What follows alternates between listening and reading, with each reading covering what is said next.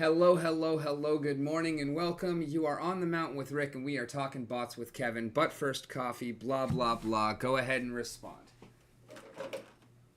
Yeah, I should mute you first. Um, yeah, no, I mean, I think that like the bot issue in Splinterlands is not solely tied to the fact that it's so easy to bot the game, but also tied to the fact that when you create a permissive culture surrounding bots for so fucking long and all of a sudden decide like on a hairpin that you're gonna crack down, do you really fucking think it's gonna work? Because it sounds fucking um it almost sounds disingenuous that they don't want to fucking do it. They want to maximize their daily user count. Like, I,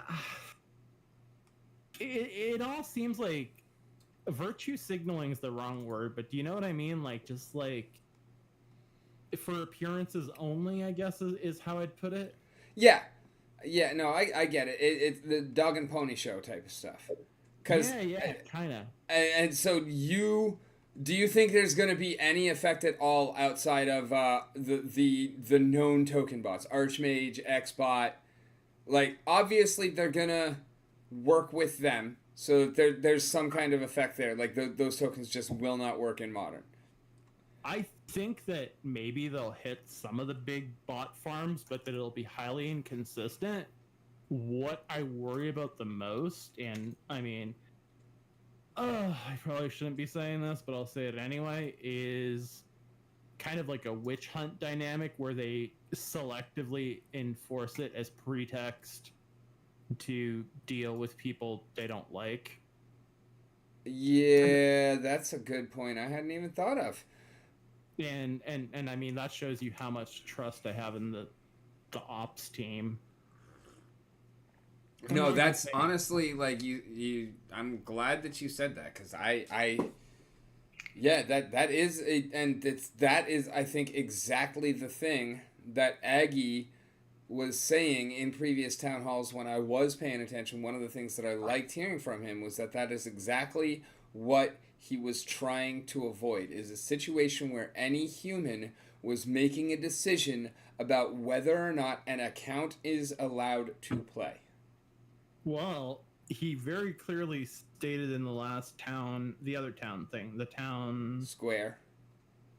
whatever, It's that's town hall and exactly. town square. I think I've never done the town square. I don't fucking know, but I I was also haven't. there. I was trying to fall asleep. But no. Bad I way to was. fall asleep, my friend. That is absolutely not what I would do. Yeah. Oh, Well, gee, I want to get to sleep. Let's get pissed off. I mean, at this point, it's not even getting pissed off because, like, frankly, one of this thing, and I'm gonna get a little acerbic here. The filter's coming off completely. Um, it seems like there's this kind of circle jerk going on between some members of the Splinterlands community, especially ones that are on like Splinterlands TV. Um, some of the yes men, so to speak, and um, and the team wherein like even if land was a gigantic piece of shit and all we could do was like literally stake monsters and put DC and get like a random like gif of us fucking clearing brush, they would proclaim it was the greatest thing since fucking sliced baguette. And it's like I feel like that is probably the most toxic element of this community. It is the yes man. It's not the bots. It's not the fucking whales. It's really just these yes men cunts. And Um, to be fair, hmm. that's the worst part of every community.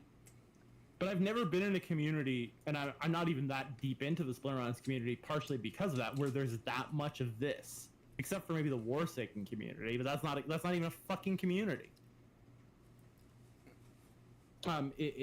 That's a purely contrived community, like the Legion. Well, like they Uh, built. okay. Republican Party. Yeah. And like you just described that shit to a T.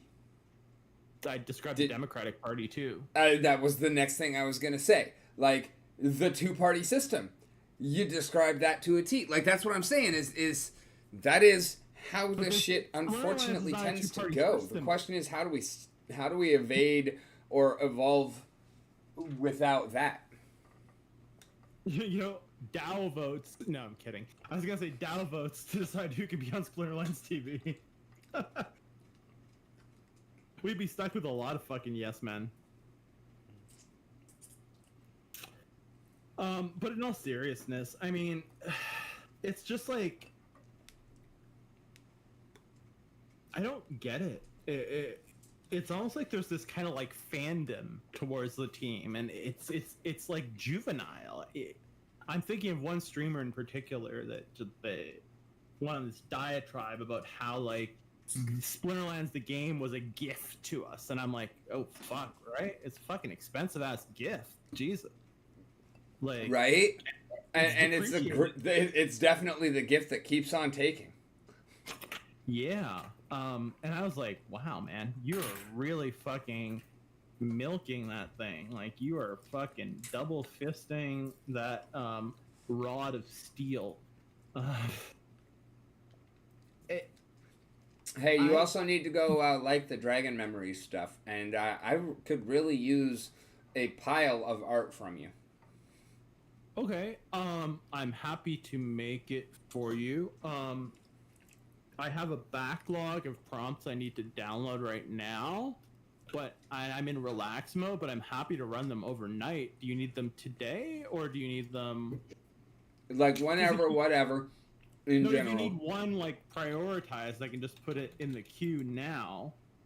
But I won't be able to get a lot of shit out right now, because I probably have 150... outputs to download and label. Yeah, I figured you were busy as fuck. That's why I was like, whenever you can work me in.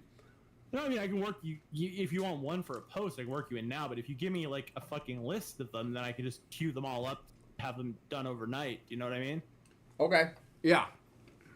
And next time we chat, I can send you, or I can just, I don't know what the best way to do it is. It's probably better to do it while we're actually chatting, just because that way I can know in real time like what change to make. But yeah, I've been staying in slow mode recently because I only have 1 hour or less than an hour of fast hours left, and it cycles on the 5th, so it's like, honestly, like, relax mode is, you only get it with the $30 plan, I think, but like, it's pretty good because you basically have unlimited generation. Yeah, that's what I need. Yeah, but it's also $30 a month. I mean, I offset that with NFT sales easily, but I mean, that eats up like maybe... Honestly, I don't even know how much money I make off NFTs, so... But it's at least like, I don't know. Of course, I also need the machine to be able to do it. So, well, Midjourney you can. Oh, okay, that's Midjourney. All right. Yeah, I'm talking about Midjourney right now. With the other one costs nothing.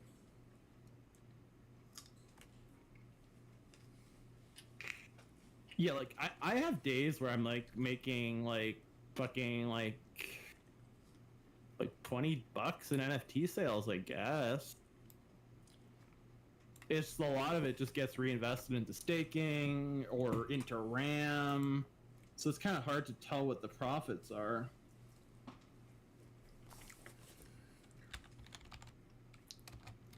I'm not making Hollow Daddy bucks though. He has had uncanny success. Yeah, it's kind of ridiculous. I know. Well, I mean, he not undeservedly so at all. No, I know you weren't saying that. I'm just saying like, it's been a hell of a fucking ride to watch. Oh yeah, it's fucking nuts. It's very dope though. Man, am I gonna stop saying dope at some point? God. By the way, one of my taco venues is going to be hitting level 40 in 16 hours. Cool. What does that mean? That means I finally get taco governance token. Cool. Which means I get to vote. Well, not that my vote will matter on like which projects get supported and stuff, like in meals with extra shit. Cool. I mean, I pretty much see this as a situation in which I'll be voting against projects rather than for projects. Unfortunately, but it is what it is. Yeah, it's still a vote's a vote. Oh yeah, It's a say. So, I mean, I have 5 venues. It's just only one's going to be level 40, one's 24, 19, 17, and 13. The only benefit of having 5 venues is I can craft 5 different types of ingredients. if I don't have any venues, can I help you level up one of your venues faster? No. Okay. Oh, unless you want to give me free taco coin. Well, no. I'm putting all of my taco into a pair of staking pools. One that feeds me wax, one that feeds me taco. Are you talking about the salsas or? Yeah. Yeah, no, they're pretty decent. Most of mine goes into my my oni thing because it burnt like to get oni. Oh yeah, I don't fuck with oni at all. I don't have enough. Like I don't even have a whole taco. So. Oh okay. No, but oni is the fuel for the automators. That Yeah, work I understand. Like I have read how all of that shit works. I don't understand it in terms of I haven't fucking done any of it. I mean, I can't pretend I understand. I don't even know how long an automator shift is. Like, that's how ridiculous it is. I don't even know if it says it anywhere in the white paper, taco paper, or whatever the fuck I think it's I called. lost my streak on Sunflower Land at like 25 days. God damn. I'm a little upset about that. As most people would be. But I keep getting tickets and eggs, so that doesn't bother me at all because I still don't have the hen house, although I'm getting really fucking close. Check this shit out. Oh, damn. Oh, wait! Never mind! Look at that! Oh, wow. Fucking right. Have you managed to make any money from it yet? I haven't sold anything. I haven't, like, even looked into taking anything out. Mm. Yeah, I'm not even sure how it works. I know you can mint shit, but... I'm not 100% clear on the mechanics of it. I like that. I dig it. I'm excited to get me some chickens. As you fucking should. As you fucking should. And we're actually pretty close to expansion still. Yeah, no, I haven't touched this game in like a week. I need to start clicking. I also need to upload Dragon Memory, which is what I was doing. Why is it giving me 0 result? God damn it. What are you typing wrong? Follow your account.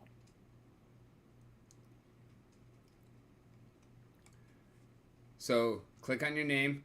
Click on... No, I'm there now. It's just... it was being dumb.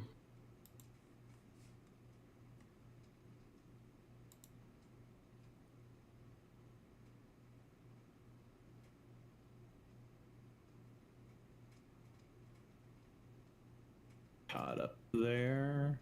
I've been looking for a reason to use this one. I'm so glad I found it. Yeah, it's pretty fucking good. How the fuck do I find On the Mountain shit? Same way I was just telling you. Like, if you're on any blog page, whatever, go up to the URL bar and replace the name with the name. Wait, you have not posted that one in a while. No, because it's blacklisted. Like, no, I thought you were still posting. No. The last thing I posted on that one was or anything I post there is unintentional now. Dude, Did you realize that the last like 7 of 9 posts had been downvoted? Yeah. That's exactly why I fucking quit posting on that account. I didn't realize it was that many in a No, row. it was every single fucking one. That's what I was saying. Well, no, it wasn't every single one. Every once in a while, it would skip one. That's the weird thing. What the fuck? This makes no sense.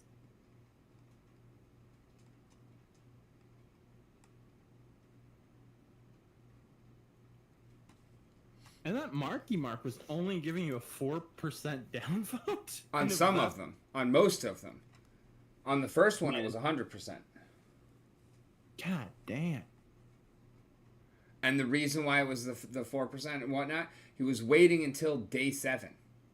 And then downvoting just enough to cancel all of my rewards. Oh. Yeah. Wow.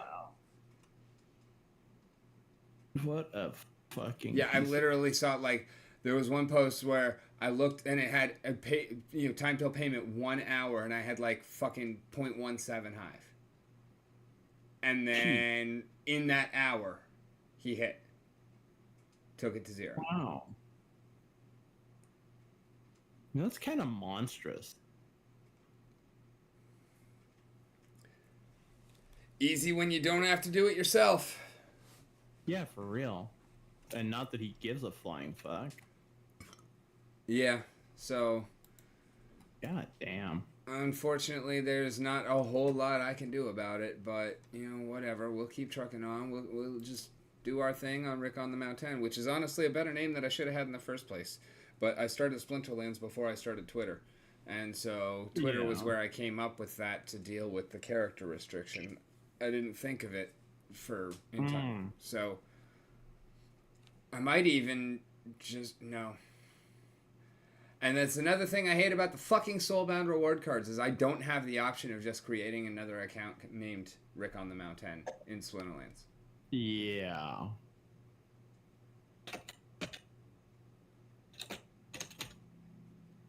Like, even the staked SPS and taking a month to get it transferred over, whatever, fine. Okay, I'll deal with that. But the fucking Soulbound reward cards, I can't fucking do it? Fuck. Yeah. Even the Gladiator cards. Like, I understand that. That is a guild-specific thing, and especially if fucking Bloodlust hadn't been added to mod... Anyways. Yeah, speaking of that, I beat a Quora. Congrats. It's not impossible. It's no, I know. Honestly, it's fairly easy if you can get to the Quora. Yeah, that was the challenge. Quora was in like 3rd or 4th position. It was a brutal slog. Exactly. Like, that's what she does. It's not that she's unkillable, but she is not easy to kill. And if she happens to get going, well, she will just wreck face. Like, she can absolutely destroy everything on her own, and she's hard to kill, but she's nowhere near unkillable. No, absolutely not. But, I mean, I think she's unbalanced. I don't know if it's necessarily that she's unbalanced, as that honestly the rest of the epics and honestly the legendaries are pretty underwhelming as well. Like, I feel like she is actually powered correctly. Maybe legendary power. Well, I would think she's... I mean...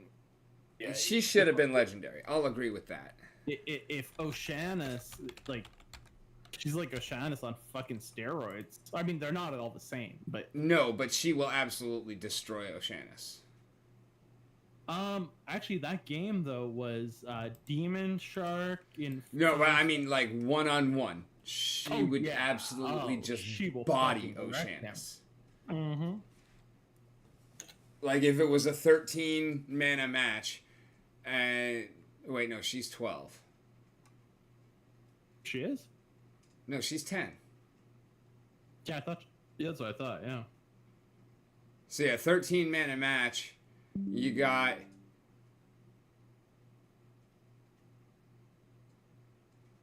I mean, even if even if you don't feed the Quora, even if it's unbuffed Quora, she's still shitting out 6 damage per turn on him. Yep. And healing all but 1 of what she takes. Mm-hmm. Like, that's just an insane combination. Yeah. And then when you start getting 1, 2, 3 stacks on her Bloodlust, and then that heal is also that much more powerful, let alone dealing extra damage twice per turn. Like, yeah, she is fucking beast mode. But yeah, if you can take her out before she gets a Bloodlust, she's not very bad. Yeah, no, exactly. But, I mean, every time I've played her, she seems, even in Brawn, she seems to get the Bloodlust. Did you happen to see my Alfredo go ham? I think that was the last time you joined us, right? I vaguely remember that, but I was having a bad couple of days, so... I don't know if I could actually show it to you right now anyways. I think it's a new Brawl cycle. But, yeah, my Alfredo actually picked up 5 out of 6 kills. Okay, by the way, there are players that clearly have great cards or are renting great cards that are playing in Bronze right now that were probably playing in higher leagues before. Because I keep running into this guy who's Green Splinter. He has... I think he's magic and he has heal. He's an older card, maybe Untamed. Do you know you can hover over it to get the name? Did you know that on the mobile app, if you Oh, you're on mobile, never mind. You can't do shit because mobile fucking sucks. Yeah, you can't do shit because mobile fucking sucks. I mean, the only time if the team could get something right, they'd realize that mobile fucking sucks. But do you want to know how bad mobile sucks? I know exactly how bad mobile sucks, sir. I was mobile only for the first, 8 months of my playing career. So you do know that if you hover over a card in the current build, it will freeze the game and the app, right? Oh, no. I mean, I haven't played it in fucking a while. So I don't know exactly how bad mobile sucks today, but I know that they haven't done a goddamn thing to improve it. There you go. So I can only assume that it's worse, because they keep doing everything they can to make the fucking web version worse. And there isn't actually a mobile app. It's simply a different fucking website for the web version. It's kind of disgusting. It's absolutely terrible. But I mean, what I don't get is why so many people just cut them so much slack. All right, so we need to log out. And I need to log back in.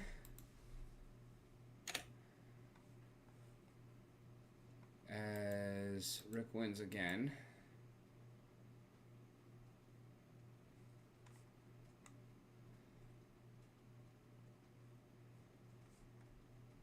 And we are going to read the TOC. Oh, lovely.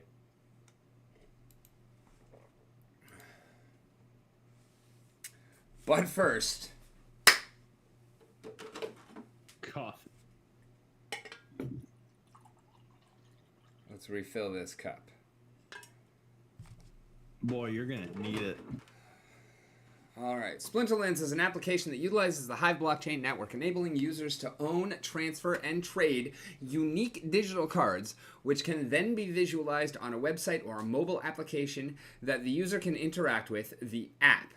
Utilizing the app, users can view their cards and acquire card packs, which grant players 5 probabilistically random cards per pack. Steam Monsters Corp, DBA Splinterlands, We or Us, is making the app available to you. Before you use the app or site, however, you will need to review these terms of use and any terms and conditions incorporated herein by reference, collectively these terms. Please read these terms carefully before using the app or the site. These terms govern your use of the apps, the site, and any purchases you make unless we have executed a separate written agreement with you for that purpose. Okay, that joke is old. Before you keep going, why don't you just Control F insult? Read that and tell me if you still want to play this game.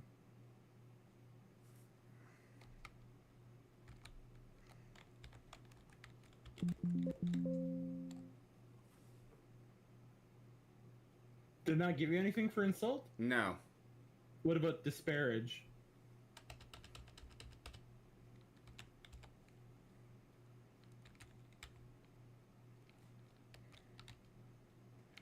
You agree you will not disparage or criticize the company or its affiliates or their respective businesses, managements, directors, business practices. Or, I mean, I honestly, I might be the reason why that's there.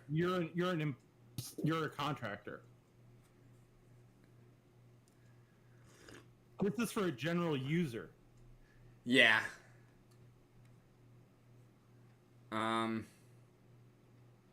Like, I saw this. Someone showed me this, and it made me never want to play again.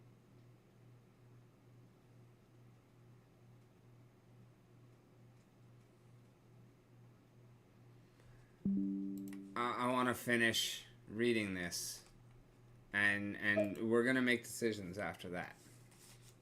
No, sure. I don't want to take anything out of context. All right. Oh, there's nothing. No, I know. I don't really see what contextual difference there could be made on that. But by using the app and or the site or any part of each, you are confirming, not confining. I don't know what the fuck that is.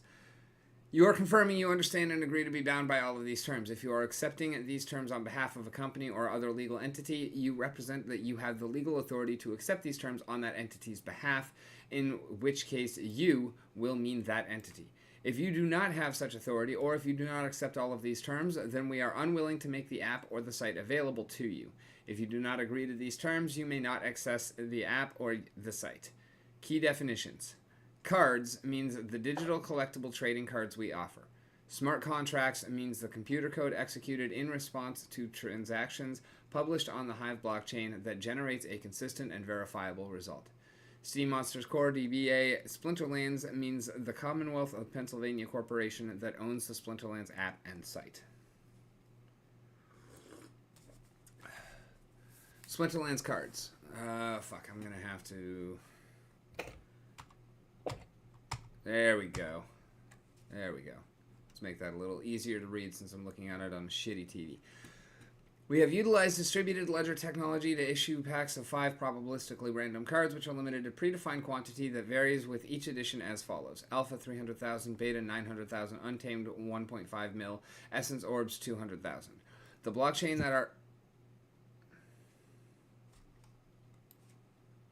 Missing something there? Yeah. Interesting. The blockchain that our app is developed on maintains total control over these pseudo-random elements of the card creation process, which means we cannot manipulate or influence the card creation process or the cards. Notice the use of the word pseudo. They can't even say it's random. Of the card creation process. Yeah, I think they're referring to minting in pack. Okay. Yeah, no, I get you. The blockchain that our app is developed on, which refers to Hive, maintains total control over the pseudo-random elements of the card creation process, which means that Hive controls the packs, which means that we cannot manipulate or influence the card creation process or the cards. So it means your pack luck is actually set by Hive, or at least that's their claim. Sort of. It means it's the Hive RNG. Yeah, basically. That's what I mean. Like, it's Hive, it's not Splinterlands. Right, but who's writing the smart contract that's interacting with the Splinterlands the Hive API, I wonder? True. Did it just emerge from a vacuum? Yes, totally, because it sucks. The probabilities of receiving a particular rarity and version are defined by the card creation process and are roughly as follows. Note the word roughly. Common rarity 75.2. Rare rarity 20%. Epic rarity 4%. Legendary rarity 0.8%. Additionally, gold foil rarities are 2%. The probability of receiving a legendary rarity or gold foil card may be increased through the use of potions, which are available for purchase in the app. By how much? They're priced in DEC. Super cheap. I think it's 42 and 38. How much does it improve the process? Doubles. It does say that, like, on the actual potions themselves. Why does it not say it here? It should, but at least, like, that is an answer which is known and knowable. No, courts don't deal in at least. Fair. That's not how the legal system works.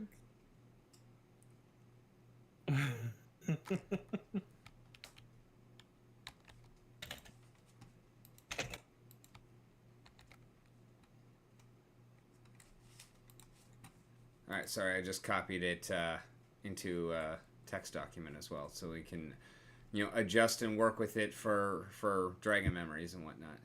Although there will absolutely be a significant slashing, but I'm sure that the layout is worth working with, right? No. No? Okay. It's mostly unenforceable. Okay. The app. The app must be used through a supported web browser on either a desktop or mobile device. Third-party tools and services may be required in order to engage in transactions using cryptocurrencies. Transactions that take place on the app are managed and confirmed via the Hive blockchain. You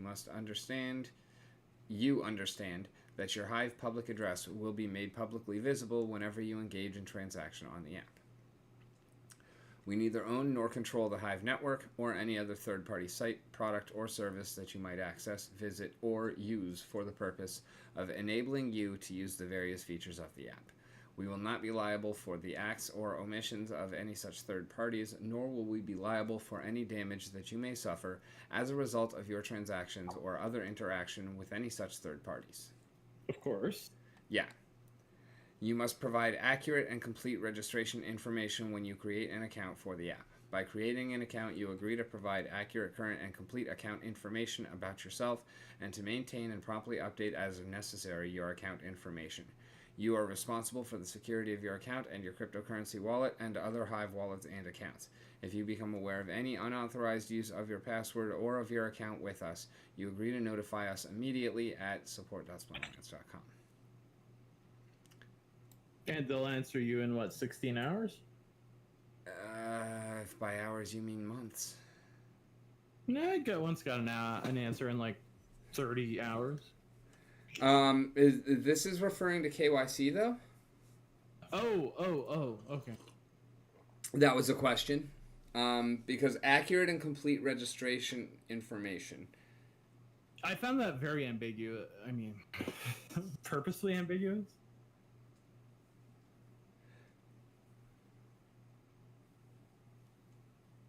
I mean, I just can't get over that part. It's really the only part that matters to me. I can't say I've ever seen it in a POS like this before. Fees and payment. If you elect to purchase, trade, or interact with card packs or cards on the app or with or from other users via the app, any financial transactions you engage in will be conducted solely through the Hive network. We will have no insight into or control over these payments or transactions, nor do we have the ability to reverse any transactions. You agree we have no liability to you or any third party for any claims or damages that may arise as a result of any transactions that you engage in via the app or any transactions that you conduct via the Hive or other blockchain networks. Hive requires resource credits for every transaction that occurs on the Hive network. This means that you will need to ensure that you maintain a sufficient resource credit balance in your account in order to transact via the app. As between us, You will be solely responsible to pay any and all sales, use, value added, and or other taxes, duties, and assessments, except taxes on our net income, now or hereafter claimed or imposed by any governmental authority, collectively taxes, associated with your use of the app, including, without limitation, any taxes that may become payable as a result of your ownership, transfer, or acquisition of your Splinterlands cards.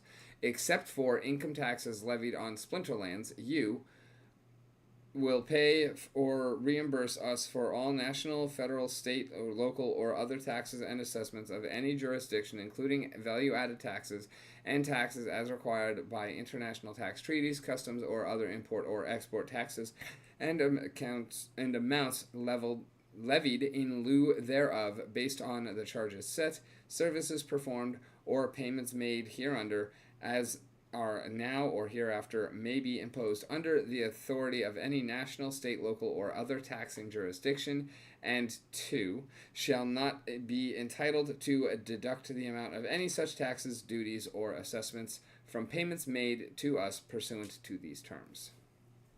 Whole bunch of legalese for we're not responsible for paying your taxes, right? Pretty much. Okay. Yeah, but that was a pretty effective section. All right, so that one I can put a star by because it's actually good. I think it's overkill, but it's fine. Overkill is good. Yeah, I'm in America, my friend. Fair. Overkill the fuck out of it, then. All right. You're in the land of the free, motherfucker. All right, purchasing credits. All payments by you via any payment method is done so at your own risk. Is done at your own risk. So is entirely superfluous there. Mm-hmm. Splinterlands expressly denies any liability regarding the purchase of credits offered through the Splinterlands store.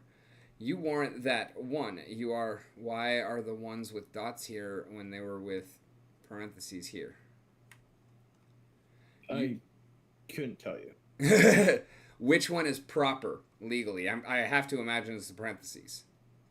It would normally be the parentheses. Because this that looks terrible. Like, the parentheses looks correct, even though it threw me off here. Yeah, it feels like they copy-pasted that. Because normally you'd want it to be consistent more than anything else. Yeah. There is no, like, universal format, right? But use the same thing throughout your one paper, absolutely. And parentheses are normative, I guess, is the word. It's far more common. I think I've seen the dots as well. So I think either one can be done, obviously, but... I mean, anything could be done. You could write it in fucking jizz and... That's a little extreme. It would be hard to recreate that. Reliably, at least. You warrant that, 1. You are 18 years of age or over. I don't so they think... don't have mandatory KYC, but okay. Interesting. I don't think that was actually in the previous TOS. Because I think we've had younger players than that. Younger streamers than that. Maybe not SPL TV, but I think that within the community, I may be wrong, but I think that we have had some members who are like 16 and or 17. I would not be surprised, would you? No, not at all. Not at all. So, I think that's new. And I wonder what the implications are on that for the family-friendly nature of a certain channel. None whatsoever, because that seems to be associated with the potential... Never mind. I'm not even going to go there. Yeah, no, I think I get where you're... I'm smelling what you're stepping in. 2, the payment account or cryptocurrency wallet used by you in connection with your purchasing credits is issued in your name, or you are authorized to use the PayPal account or other fiat currency payment account or cryptocurrency wallet. 3, the information supplied by you is true and correct. Okay, fair enough. 3. All payments are debited to Splinterlands due to the way transactions are processed by our fiat currency payment processors, as well as cryptocurrency payments via the blockchain. There may be delays in receiving your purchased credits. Naturally. 4. Each transaction shall be subject to these terms and conditions in place at the time of the transaction for use in the Splinterlands game. Credits are only available for players seeking to purchase Splinterlands' cards and or items from the Splinterlands shop. Any use outside of these transactions is expressly prohibited and will result in Splinterlands prohibiting your account from being able to purchase credits. Does this refer to third-party purchasing such as Peak Monsters, Monster Market, card auctions? That is my explicit reading of it. Which makes no sense whatsoever. I don't know what else it could be saying. Yeah. And that's a real fuck you to all of the third parties. Well, no, it's a blanket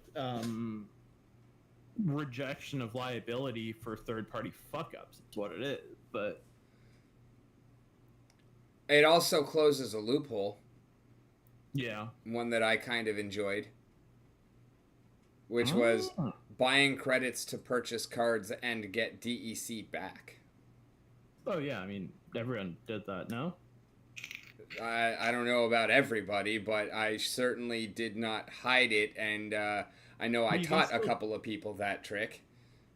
But you can still do it on Monster Market right now, right? Yeah, I'm sure it's still available, but according to this, it's now against TOS. Dude, do you realize this company is a fucking joke? Oh, wait, you can't say that, can you? Well, I will say that it is my firm belief that this company is a fucking joke. I'm going to see what happens to you. Okay. I'm going to see how seriously they're taking this. This company is a fucking joke, and these TOS are unenforceable, and basically that new clause, which if your assets were worth anything, would make me want to sell them all and never play your game again. What was I even going to say? I don't know, but moving on to point 5. All users are strictly prohibited from using credits to purchase items in Splinterlands from their own accounts or separate accounts that they control in an attempt to receive any form of cryptocurrency in exchange. To do so That's a loophole. That is another loophole, yes. No. I mean, that's explicitly addressing the DEC loophole. Well, I wasn't doing it, like, on my own accounts. I was buying cards that I wanted in order and doing it to get DEC back. Right. But yeah, different but same, yeah. Like, I would not have been in violation of this because I wasn't buying from my own accounts. I was shopping. I didn't even bother reading this shit because it's I didn't realize it was this bad, but basically what this is a way to shut down any user's account, banish any user, take whatever action they want against any user or any marketplace at any time. Which means that they forcibly make land scarcer and scarcer by banning people who have it. I doubt they'll be doing much banning. If they do, it'll probably be targeted. And even if they ban you, you still own your asset and you can still flip it, in theory. They can't confiscate your assets. Because, as their own TOC say, your assets remain on the Hive blockchain. I don't even see how they could ban you. Like, evading a ban would just be so fucking easy. Yeah, I guess I don't really know about any of that. To do so is an express violation. is that enforcing any of this, like, they can't stop people from speaking about it. Yeah. So who knows? Maybe there's a section where they try. I just needed to read that one section. But that means that you came to it with a preconceived notion because you already knew about that. So, I mean, I've read hundreds of these, so I don't like. It's just the degree of fuckery that varies. It doesn't matter what it actually says. I guess it makes sense for you. It's a poison pill, so it doesn't matter. The rest of the meal doesn't matter. Right.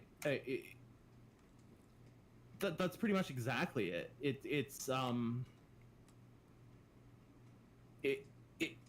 It's basically, and I'm paraphrasing the Warsaken guy at some point, saying essentially we will do whatever we want whenever we want without any notice.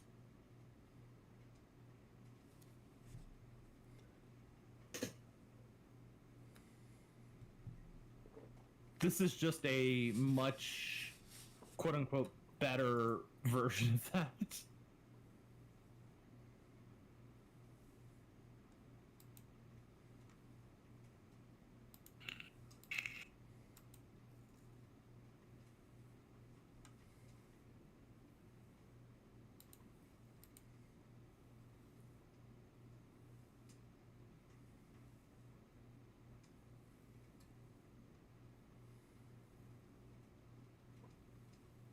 You should keep reading out loud because I like the anger.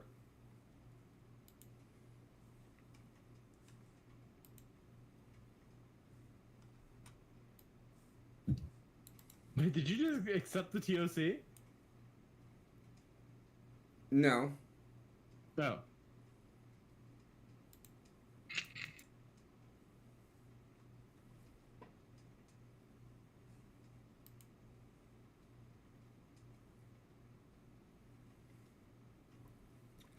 All right. Just can you do me a favor? I'm just curious. Can you Google sorry, not Google, Control F for ARB? No, I'm just going to continue reading it through as I'm doing. I gotta find the address for these again. Where were they? Splinterlands TO. I just need to know if that clause is in there too. Splinterland.com/question P=terms. /question Papa P equal terms. Thank you. All users strictly prohibited from using credit. Okay. In the event Splinterlands discovers any attempt to do so by a user, it reserves the right to prohibit the user's account from accessing the game website and/or mobile application, as well as any ability to purchase credits. Hey, wait, these were updated again 11 hours ago. Splinterlands, at its own discretion, reserves the right to implement transaction limits for purchasing credits on any user.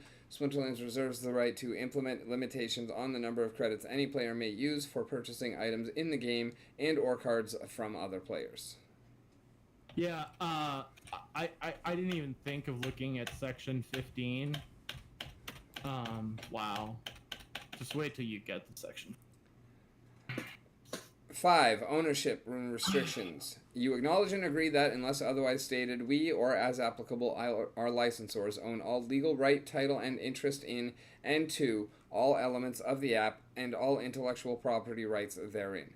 The visual interfaces, graphics, including without limitation, all art and drawings associated with the design, systems, methods, information, computer code, software, services, look and feel, organization, compilation of the content, code, data, and all other elements of the app, collectively the Splinterlands materials, are owned by Splinterlands and are protected by copyright, trade dress, patent, and trademark laws, international conventions, and other relevant intellectual property and proprietary rights and applicable laws. All Splinterlands materials are the copyrighted property of Splinterlands or its licensors. All trademarks, service marks, and trade names contained in the Splinterlands materials are proprietary to Splinterlands or its licensors. Except as expressly set forth herein, your use of the app does not grant you ownership or any other rights with respect to any content, code, data, or other materials that you may access on or through the app.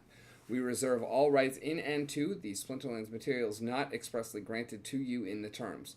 For the sake of clarity, you understand and agree, 1, that your purchase of the card pack or item, whether via the app or otherwise, does not grant you any rights or licenses in or to the Splinterlands materials, including without limitation our copyright in and to the art and drawings associated with that card pack or the associated cards unlocked through it, other than those expressly contained in these terms, and 2, that you do not have the right to reproduce, distribute, or otherwise commercialize any elements of the Splinterlands materials, including, without limitation, our copyright in and to the art and drawings associated with that card pack or card in any way without our prior written consent in each case, which consent we may withhold in our sole and absolute discretion. I caught that sigh. Go on. I don't even remember what it was about. It was in the last fucking sentence, and you already forgot? Jesus. No, it's just there were so many things. It basically, that to me says that you cannot build another Splinter Forge unless you suck our dick. Yeah. Yeah, that's kind of exactly what I was thinking reading it. Yeah.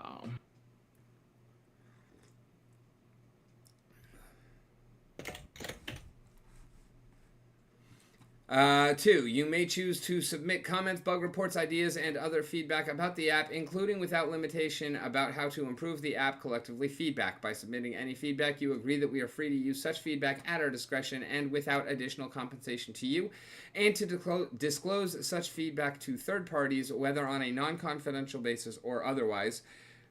You hereby grant us a perpetual, I know how you feel about that word, irrevocable, non-exclusive, worldwide license under all rights necessary for us to incorporate and use your feedback for any purpose.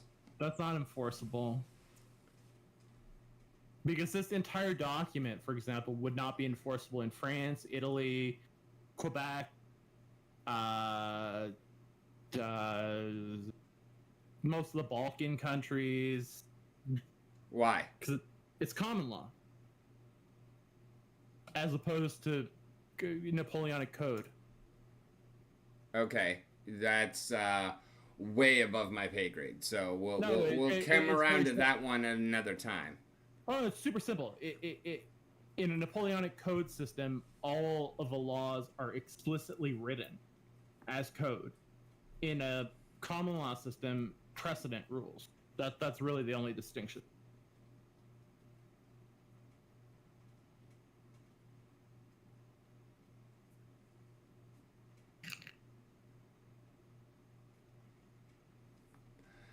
Three, you agree that you are responsible for your own conduct while accessing or using the app and for any consequences thereof. You agree to use the app only for purposes that are legal, proper, and in accordance with these terms and any applicable laws or regulations. By way of example, and not as a limitation, you may not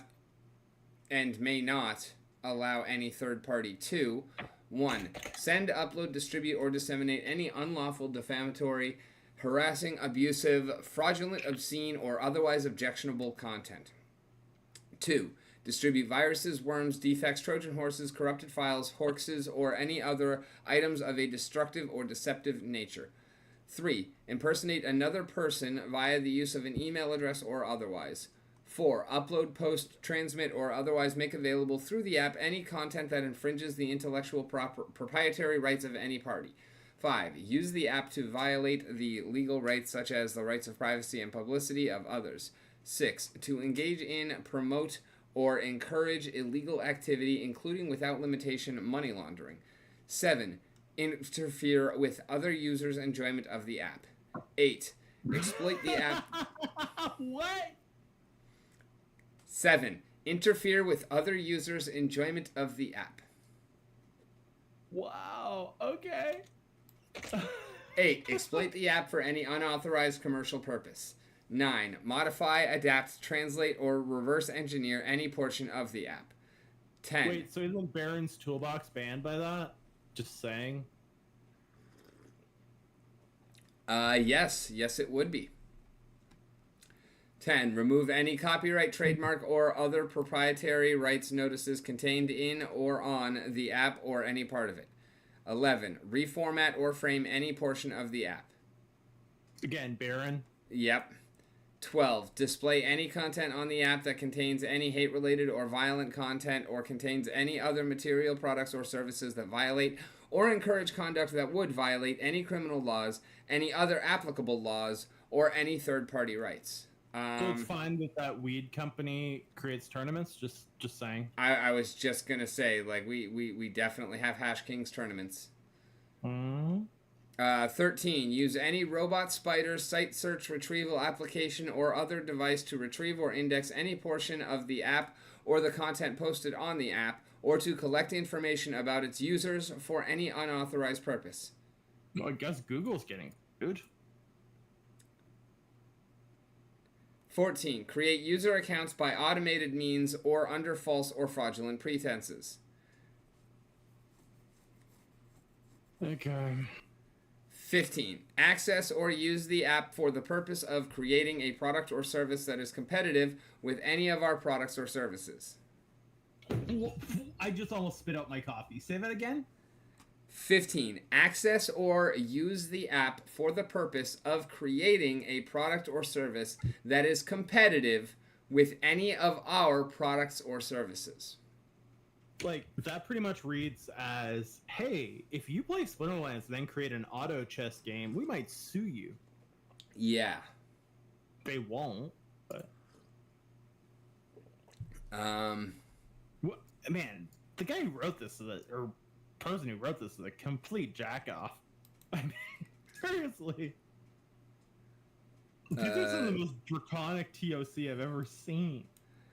16. Use automated players within the following contexts. A. Modern format ranked matches. For the purposes of this provision, an automated player in the context of modern format ranked matches is defined as any software, script, or automated program that performs gameplay actions, including making card selections and submitting battles through the API without the direct and immediate input or control of a human user.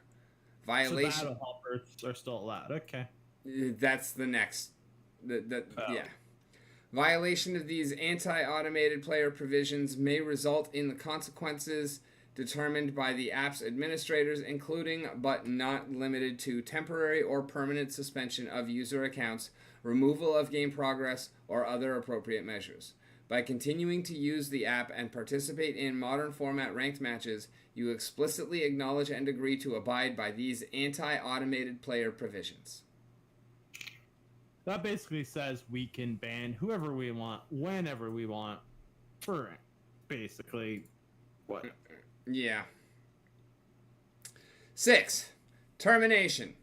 You may terminate these terms at any time by canceling your account on the app and discontinuing your access to and use of the app. You will not receive any... What? How do you do that? I don't know offhand. No, I mean, I've never... I'm going to go look, but I don't think I've ever seen that option to close an account. But, sorry, keep going. You will not receive any refunds if you cancel your account or otherwise terminate these terms. You agree that we, in our sole discretion and for any or no reason, may terminate these terms and suspend and or terminate your accounts for the app. You agree that any suspension or termination of your access to the app may be without prior notice and that we will not be liable to you or to any third party for any such suspension or termination. If we terminate these terms or suspend or terminate your access to or use of the app due to your breach of these terms or any suspected fraudulent, abusive, or illegal activity, then termination of these terms will be in addition to any other remedies that we may have at law or in equity. Upon any termination... At law? What? Well, that's going to conflict with Section 15. Okay, keep going. Sorry. I'm just giving running commentary. I hope that's okay. Yeah, but I can't hear your running commentary when you're talking while I'm talking, so that's why I... Sorry. Yeah, no, I'm saying that's going to conflict with Section 15. Okay. Upon any termination or expiration of these terms, whether by you or us, you may no longer have access to information that you have posted on the app or that is related to your account, and you acknowledge that we will have no obligation to maintain any such information in our databases or to forward any such information to you or to any third party. Disclaimers. You expressly understand and agree that your access to and use of the app is at your sole risk, and that the app is provided as is and as available without warranties of any kind, whether express or implied, to the fullest extent permissible pursuant to applicable law. We, our subsidiaries, affiliates, and licensors, make no express warranties and hereby disclaim all implied warranties regarding the app and any part of it, including, without limitation, the site, any smart contract, or any external websites, including the implied warranties of merchantability, fitness for a particular purpose, non-infringement, correctness, accuracy, or reliability.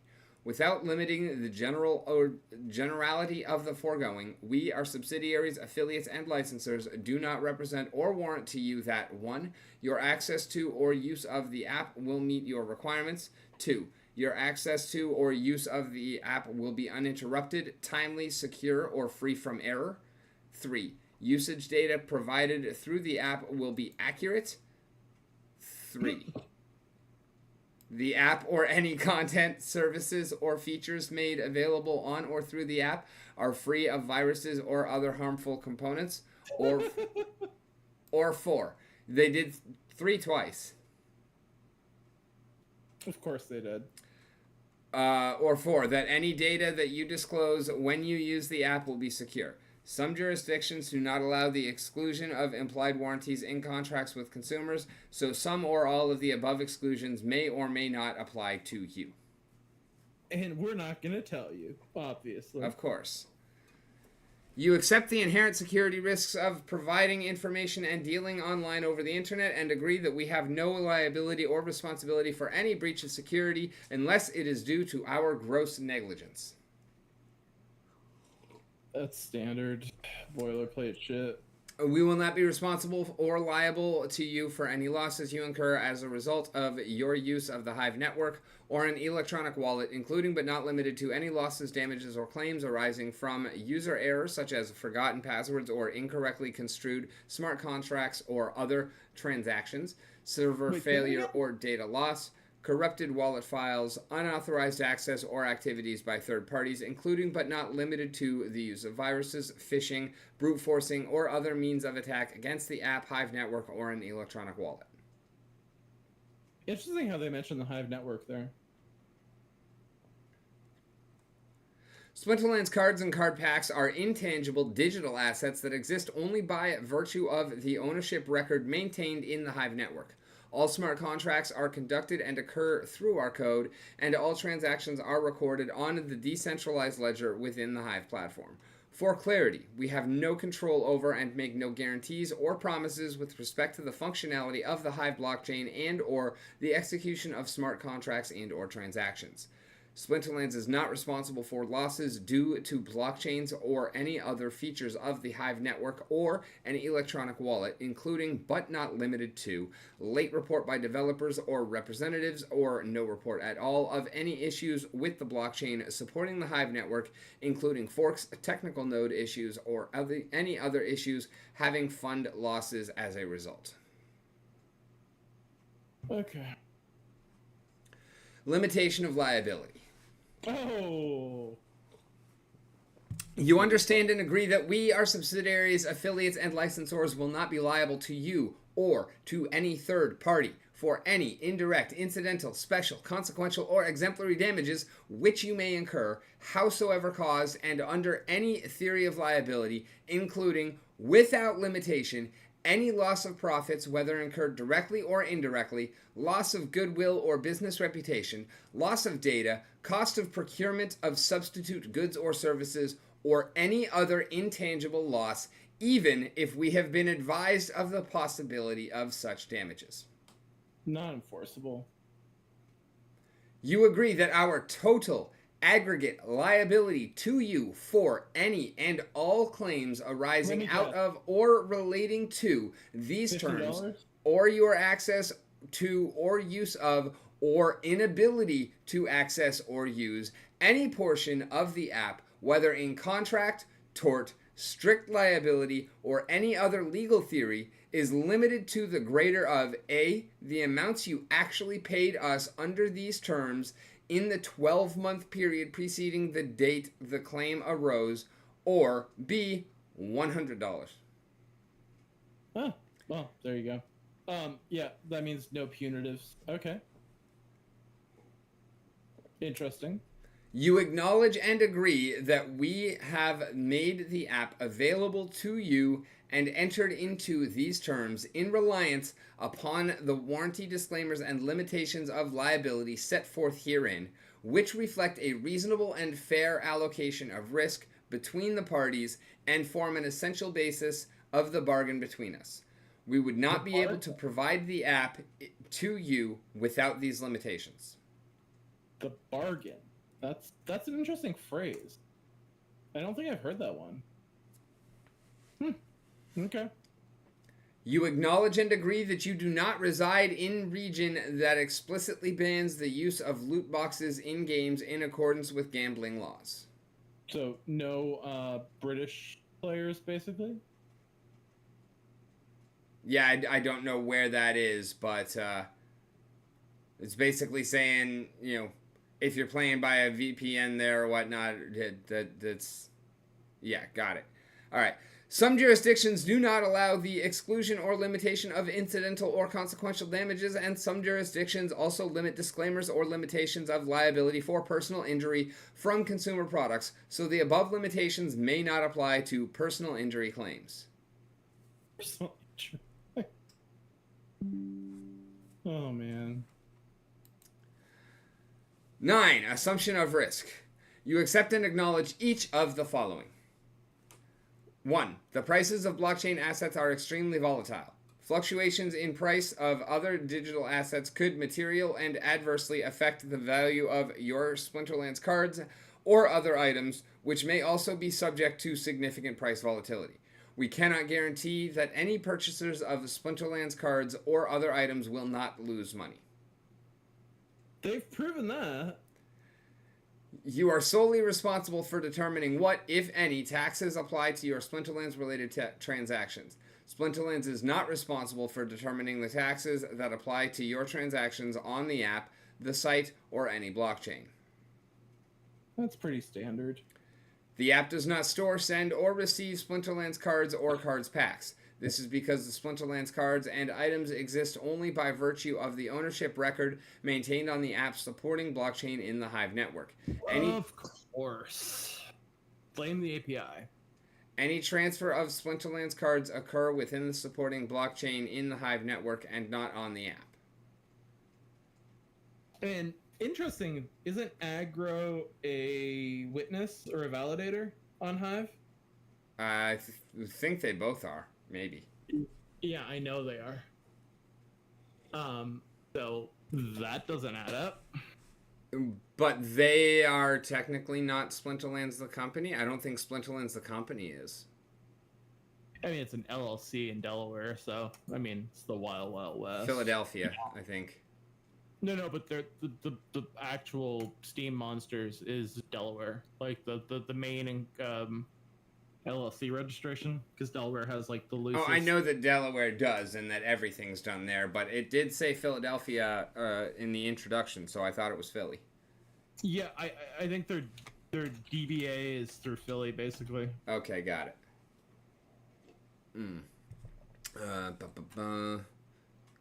Because, I mean, Matt's in Tampa and Nagy's in Cali, right? I thought. Hello, welcome. Welcome. We were on 4, right? Let's see how painful speaking is today. My God, it's so refreshing to hear your voice. You definitely sound better, my friend. Have you read through this pile of detritus? Define. We're reading through the entire TOC in real time. Oh. And it's worse than I thought. 4. There are risks associated with using an internet-based currency, including but not limited to the risk of hardware, software, and internet connections, the risk of malicious software introduction, and the risk that third parties may obtain unauthorized access to information stored within your wallet. You accept and acknowledge that Splinterlands will not be responsible for any communication failures, disruptions, errors, distortions, or delays you may experience when using the Hive network, however caused. Okay. 5. A lack of use or public interest in the creation and development of distributed ecosystems could negatively impact the development of the Splinterlands ecosystem and therefore the potential utility or value of Splinterlands cards or other items. Why is that even there? Not financial advice. Yeah. 6. The regulatory regime governing blockchain technologies, cryptocurrencies, and tokens is uncertain, and new regulations or policies may materially adversely affect the development of the Splinterlands ecosystem and therefore the potential utility or value of cards and other items. So basically they're saying, well, that doesn't even fucking hold, because if regulation was imposed, the regulation wouldn't be retroactive, but unless they shut their doors on the day the regulation entered, which wouldn't surprise me on Agro's part, because he seems like some crazy libertarian fuckwit, they'd be liable. Zero Shin claimed, what the flying French family-friendly fuck?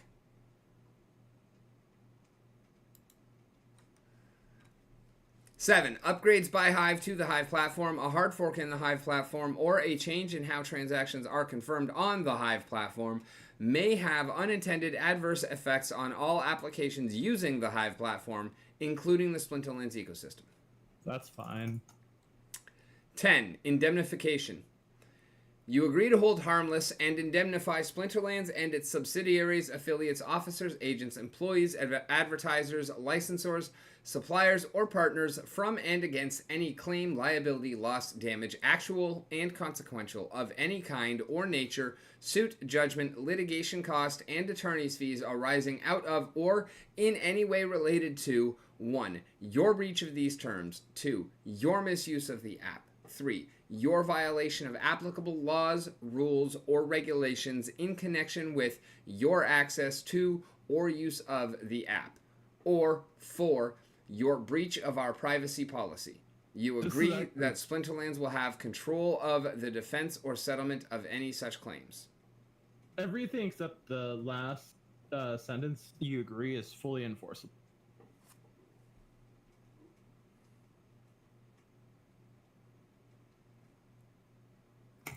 External sites. The app may include hyperlinks to other websites or resources, collectively external sites, which are provided solely as a convenience to our users. We have no control over any external sites. You acknowledge and agree that we are not responsible for the availability of any external sites, and that we do not endorse any advertising, products, or other materials on or made available from any external sites. Furthermore, you acknowledge and agree that we are not liable for any loss or damage which may be incurred as a result of the availability or unavailability of the external sites, or as a result of any reliance placed by you upon the completeness, accuracy, or existence of any advertising, byproducts, not byproducts, or other materials on or made available from any external sites. That is theoretically valid, but if ever you manage, and Section 15 might obviate this, but the discovery process, if you discovered, if discovery produced indication of an explicit or tacit endorsement in private communications relating to the business, then that would not be enforceable. Okay, well, that's a whole bunch of stuff that I don't know or really care about, so. Onward! 12. Changes to the app. We may revise and update these terms of use from time to time in our sole discretion. In and at should be there. When we make changes, we will make the updated terms available on the app and update the last updated date at the beginning of these terms accordingly, which apply to all access to and use of the app and website thereafter. Please check these terms periodically for changes. Any changes to the terms will apply on the date that they are made, and your continued access to or use of the app after the terms will have been updated will constitute your binding acceptance of the updates. Okay. No. If So you they do have to not pay agree it. to any revised terms, you may not access or use the app. No. You affirm that you are over the age of 13. It was 18 that's earlier, Interesting. Yeah. as the app is not intended for children under 13. If you are 13 or older, but under the age of 18 or the legal age of majority where you reside, if that jurisdiction has an older age of majority, then you agree to review these terms with your parent or guardian to make sure that both you and your parent or guardian understand and agree to these terms. You agree to have your parent or guardian review and accept these terms on your behalf. If you are a parent or guardian agreeing to these terms for the benefit of a child over 13, then you agree to and accept full responsibility for that child's use of the app, including all financial charges and legal liability that he or she may incur. Can I go to the next town circle jerk, whatever it's called, where people can speak and be like, hello, Mr. Agro. My name is blah, blah, blah, Esquire. I have a few questions to ask you about contradictions within your TOC. God damn. Yeah. 14, privacy policy. Our privacy policy describes the ways we collect, use, store, and disclose your personal information and is hereby incorporated by this reference into these terms. You agree to the collection, use, storage, and disclosure of your data in accordance with our privacy policy. Which I bet would actually be another really good read. All right, we're finally to where Kevin was all hyped about, so let me refill my drinkage real quick. My Peter drinkage. Let me switch. I need to be laying down for this part, so let me just get my boom and get on the ground because Is that in I case might you lose have my an shit. aneurysm or a vasovagal episode or something? Say that again, bro. Is that in case you have an aneurysm or a vasovagal episode or something? No, it's just to like ground and center myself.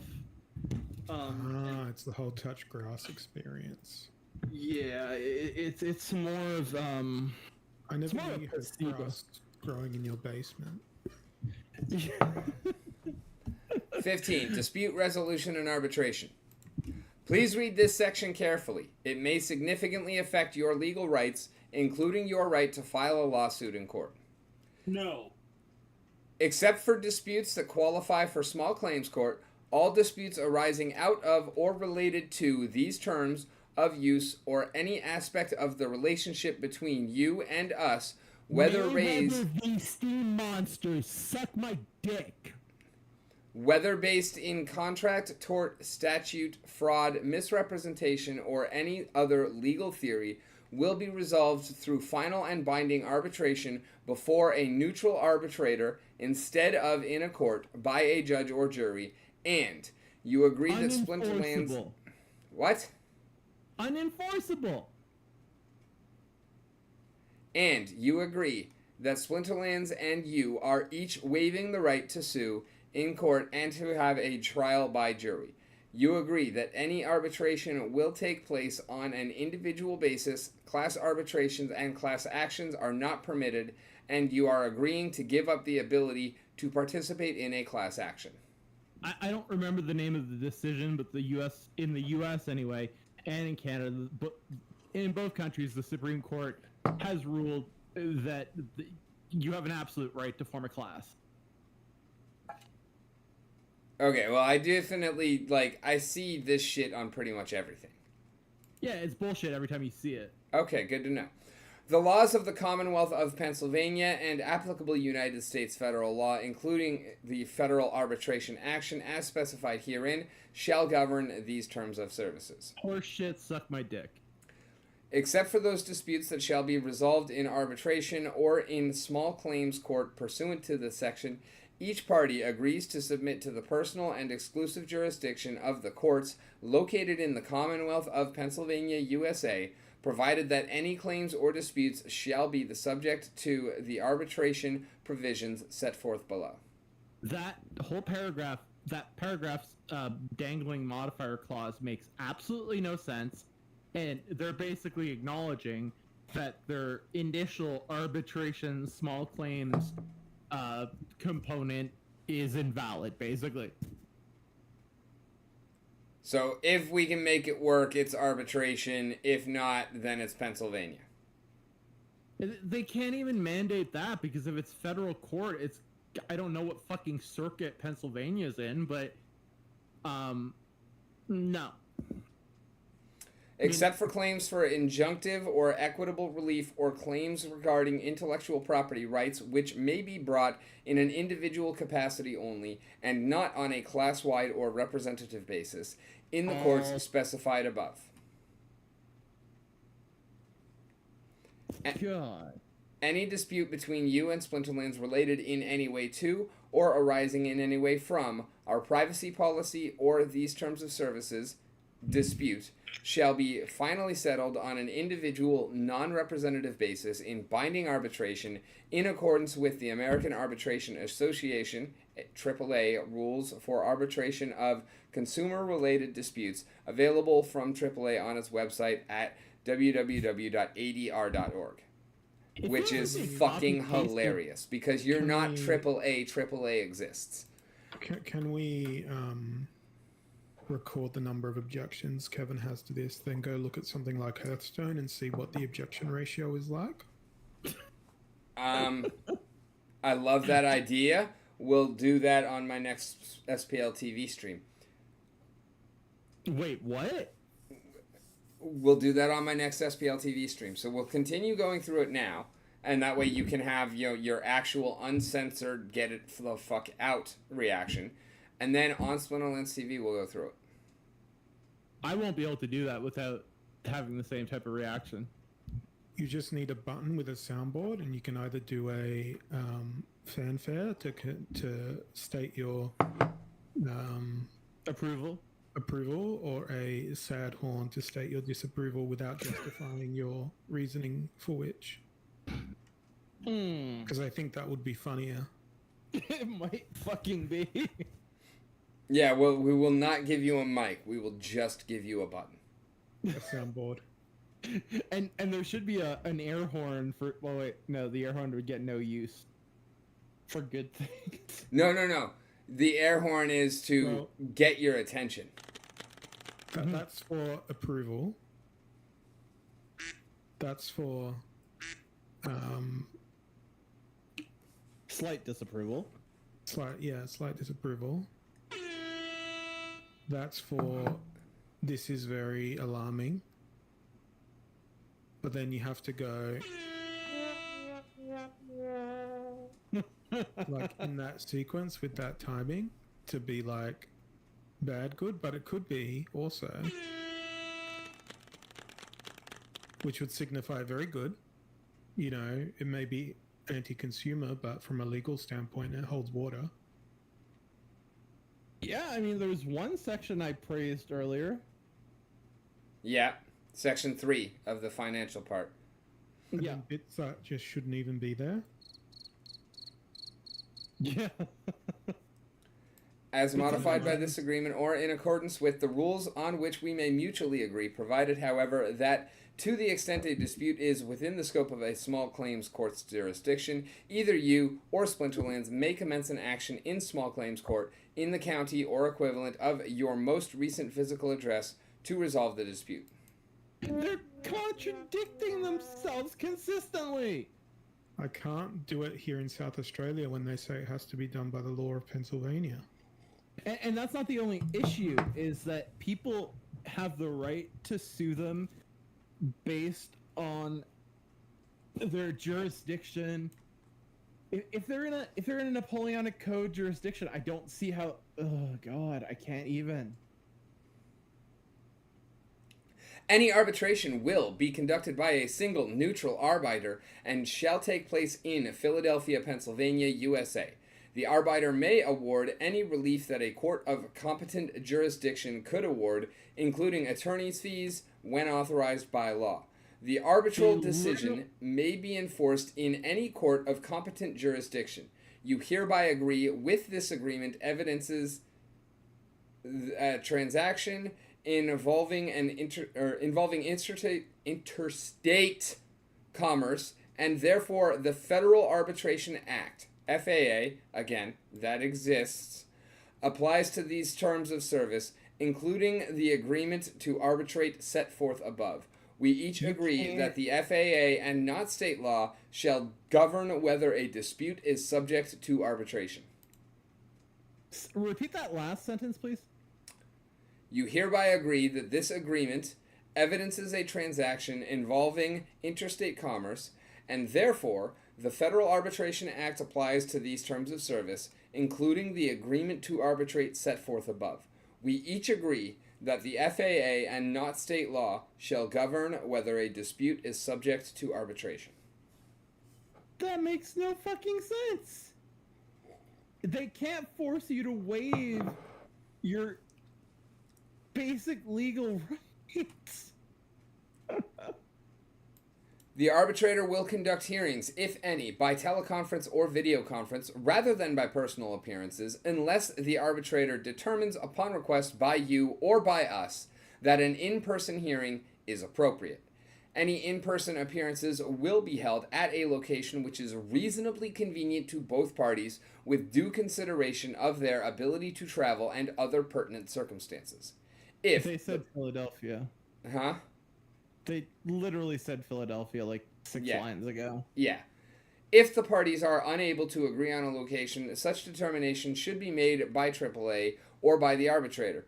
If the arbitrator's decision will follow the terms of these terms of use and will be final and binding. The arbitrator will have the authority to award temporary, interim, or permanent injunctive relief or relief providing for the specific performance of these terms of use, but only to the extent necessary to provide relief warranted by the individual claim before the arbitrator. Permanent injunctive relief requires something that a magistrate or a judge can only do. Can you say that again?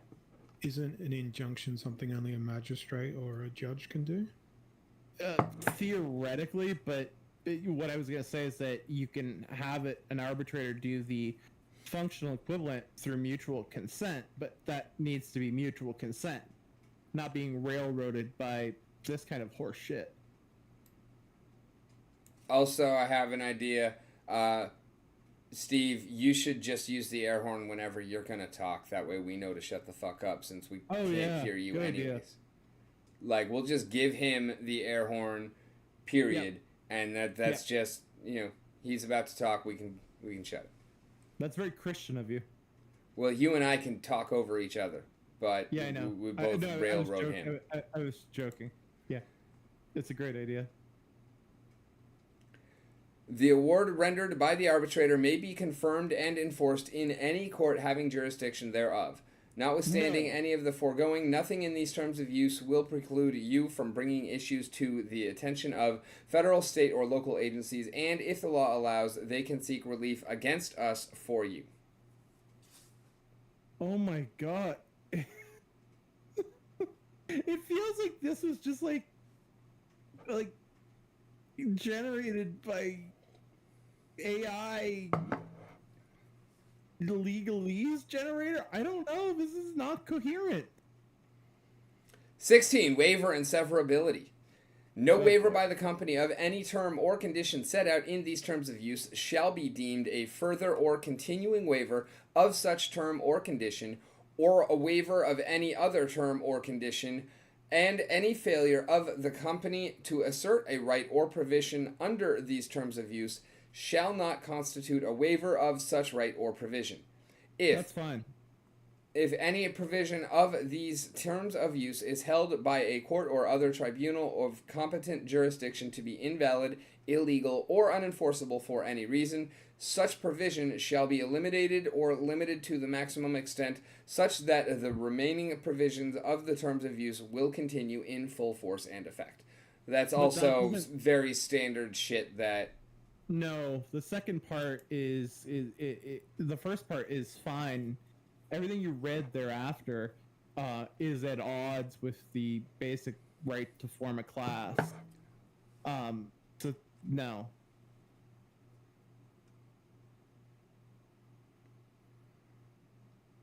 Okay, I'm saying, like, I do see wording like this in a lot of other shit. Oh, yeah. Just because you see it doesn't mean it's enforceable. Okay, so that's what you're saying. You're not saying it's not okay. You're saying it's not enforceable. Got it. It's unlikely to be enforceable. Fair. There's no such thing as an absolute standard in law. Right. 17. Content standards.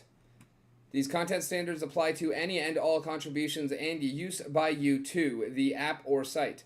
Your use and contributions must, in their entirety, comply with all applicable federal, state, local, and international laws and regulations. Without limiting to the foregoing, you must not provide any material that is defamatory, obscene, indecent, abusive, offensive, harassing, violent, hateful, inflammatory, or otherwise objectionable. Promote sexually explicit or pornographic material, violence, or discrimination based on race, sex, religion, nationality, and disability, sexual orientation, or age. Infringe any patent, trademark, trade secret, copyright, or other intellectual property or other rights of any other person. Violate the legal rights, including the rights of publicity and privacy, of others, or contain any material that could give rise to any civil or criminal liability. Wait. Repeat that last part again, please. Violate the legal rights, including the rights of publicity and privacy, of others, or contain any material that could give rise to any civil or criminal liability under applicable laws or regulations, or that otherwise may be in conflict with these terms of use and or privacy policy. So basically, they're trying to create a blanket exclusion where they don't have to control for the domestic laws of countries in which people might be playing. So say they have a character, a card that may be deemed obscene by, like, the government of fucking Afghanistan. They're trying to... I mean, it would probably work, but it's just such a weird clause. Okay, whatever. All right. So I just want to read this whole sentence here. Without limiting the foregoing, you must not be likely to deceive any person. So, did the creators just get banned? What about my delectable Pellicle Deceiver? That's why he doesn't work, because he's against the terms of service. Yeah. Yeah. You may not promote any illegal activity or advocate, promote, or assist any unlawful act. Hash Kings. Impersonate any person or misrepresent your identity or affiliation with any person or organization. Don't a lot of people on Splinterlands TV have card cutouts around them impersonating Splinterlands characters? I know one does. Do they have the prior authorized consent in writing of the company? No. Yes. Yes? Yes, we do. Actually, yes. Oh, yeah, in the Discord. Not individual, but we do actually have that consent, yes. In writing to you? No, but in the Discord. Collectively in writing to a group. But based on their own standards. Private communication. Sorry? In a group private communication. That would probably pass the smell test, but that's not what they're saying regarding their own whatever. Okay. Involve commercial activities or sales such as contests, sweepstakes, and other sales promotions, barter, or advertising. Give the You must not involve commercial activities or sales, such as contests, sweepstakes, or other sales promotions, barter, or advertising. That's fine. That sentence is coherent. We're not allowed to give away cards, though. That's what they're saying.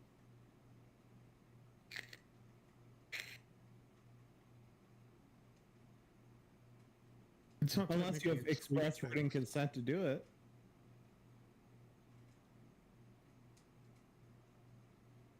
That's just infringing on ownership again. Mm-hmm.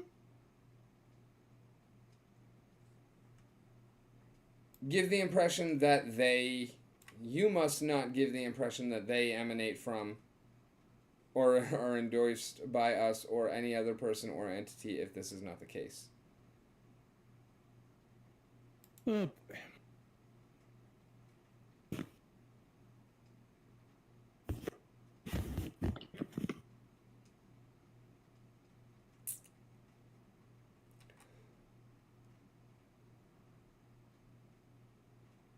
I can't believe that they're stopping giveaways on private channels. That's 18, not an investment company. This company is not to be registered. This company is not be registered as an investment company under the Investment Company Act of 1940 as amended or under equivalent laws of any other jurisdiction. That's not up to them. That is absolutely not up to them. Although fucking Aggro was basically jerking off the dick of the whatever fucking jurisdiction was responsible for the Ripple decision, basically giving financial advice and then saying not financial advice. So he can suck it. Defamation. You agree that you will not disparage or criticize the company or its affiliates or their respective businesses, management, directors, business practices, or equity holders, the company entities, and that you will not otherwise do or say anything that could disrupt the good morale or otherwise harm the interests or reputations of the company entities, and we agree we will not publicly disparage or criticize you. Can you... We don't want any criticism at all. You're not allowed by your free speech. Is that what that intends? Not what Yeah, it means, but I mean, they can put that there in... is valid criticism, and then there's defamation. But There's also you I can't... don't know where the legal line between an insult and libel sits or defamation, but you can call me a dick sucker without it being defamatory. Right. There are two components, well, three components theoretically. One, there's intent. Second, there's knowledge of whether or not the statement, absolute knowledge of whether or not the statement is true or false. And in the third, context of my example, it's apparently very clear that I suck dick. Otherwise, I would not have required dental surgery. No, but like, if you say, for example, Aggie sucks dick, right? Like, in a hypothetical, this scenario is completely hypothetical. Despite the large number of kids he has out on his compound in Pennsylvania, there's absolutely no way that you can say with certainty that Aggie has never sucked a dick. So it's like, you could say he's a cocksucker. I mean, but one thing you could, like, not say on the basis of pure malice. So what you're saying is, instead of calling someone a cocksucker, I should not do that directly and instead just frame it as a question for the ultimate insult and legal unliability, and just say, I would assume that this person enjoys sucking dick. What do you think? Is that the correct way and legal manner of delivering an insult? You would think so, but I mean, depending on the court of jurisdiction, there have been various rulings that have been inconsistent when the nature of the accusation has been so egregious. But it's not an accusation. It is a Yeah, it doesn't matter. question. It's a question asked with pure journalistic intent. I mean, like, I could ask, and I'm going to use your name here because I don't even want to go there. Like, we have absolutely no proof to suggest that Holozor does not fuck children. But, like, from a legal perspective, the British courts, when Elon Musk was doing that shit with the Indonesian dive dude, were clearly going to rule against Musk, so he settled. So there's been some inconsistency in the application of the tripartite standard that otherwise governs defamation in common law jurisdictions. In other jurisdictions, for example, Quebec, where it's Napoleonic code instead of common law, truth is not a defense to libel or defamation. There's this thing You could in say something. Australia called. Sorry? There's this thing in Australia called parliamentary privilege, Yes. which any politician, anything that they say in Parliament, even though it may be completely untrue, completely illegal, completely unacceptable in general terms, if it's said in Parliament, they are criminally non-responsible for what 100%. they say. And I So they believe can that say in Parliament, I've murdered 13 children, and that cannot be used as an admission of guilt, even if they had murdered 13 children. it cannot be used as an admission of guilt, but it can constitute an element of the public record that can be deemed probative to warrant further investigation. Yeah, but they cannot basically throw that person in prison on account of that as a confession. Right. Even if they were to, in Parliament, say, under oath in Parliament. Yeah. 100%. Which is just it's stupid. It's amusing. They could go saying Stevie P is a massive pedo whatever, and yeah, it's all good. I never studied pediatrics.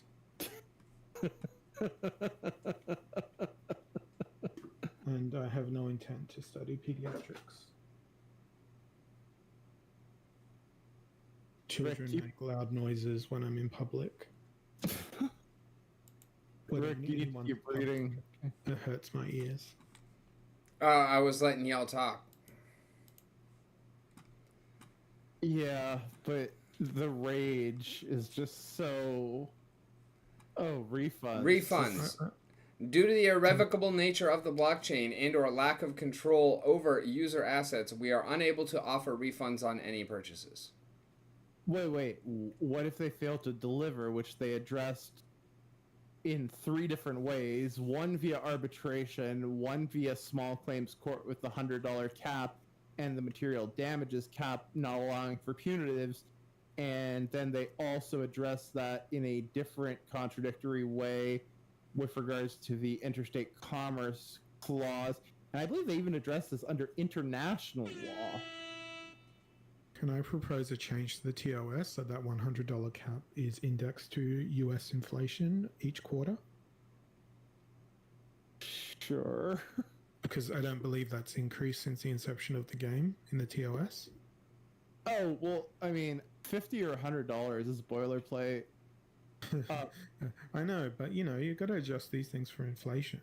Yes, $103.66 this year, $108.92 the next Progress. year. Yeah. All the while, the value of your cards is going down, down, down.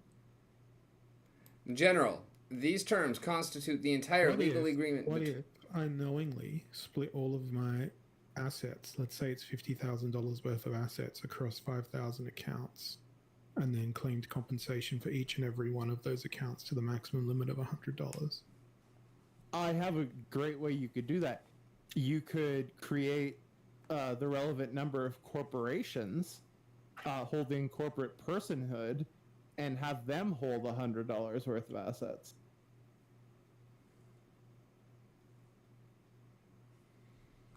Otherwise, the number of accounts you have is completely irrelevant and immaterial. But then that would be 500 individual instances of arbitration. Yes. which the cost of arbitration would be greater than $100. So therefore, from a legal and TOS standpoint, there's no point chasing arbitration. See, I love the way you think, Stevie P. Because that's the intent of these TOS, I imagine. But yes, but you just kind of, I mean, the arbitrator would say, fuck off, we're going to handle it all as one case. But, I mean, you should have been an attorney, sir. But you can't do a class action because another part of the TOS, so you can't have 50 corporate institutions all doing the same arbitration. So that wouldn't be a class. No. Entity. That's not what a class is. A class is when one person files a lawsuit on behalf of hypothetical others who are deemed to be affected by the same circumstances and is granted status as being representative of that class of hypothetical individuals of unknown number by a court of relevant jurisdiction. Why is it jurisdiction? Because of the patriarchy. No, I'm just saying, ow, smiling hurts, fuck you. General, these terms constitute the entire legal agreement between you and Splinterlands, govern your access to and use of the app, and completely replace any prior or contemporaneous agreements between the parties related to your access to or use of the app. I'm sorry. Go back to the contemporaneous part, please. Can you read it slower? These terms constitute the entire legal agreement between you and Splinterlands, govern your access to and use of the app, and completely replace any prior or contemporaneous agreements between the parties related to your access to or use of the app, whether oral or written. That basically says that, like, they could change it in a minute. Mm-hmm. Okay. Yeah. There are no third-party beneficiaries to these terms. Excuse me? There are no third-party beneficiaries to these terms. Have they heard of probate? And, like, when Hollow dies, Sharn is gonna inherit his crypto assets. So, yeah, there are third parties. The parties are independent contractors. Not if I command that they be burned or buried with me. But she'd be stuck with all that DEC.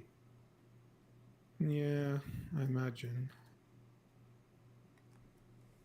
But really, what value is DEC?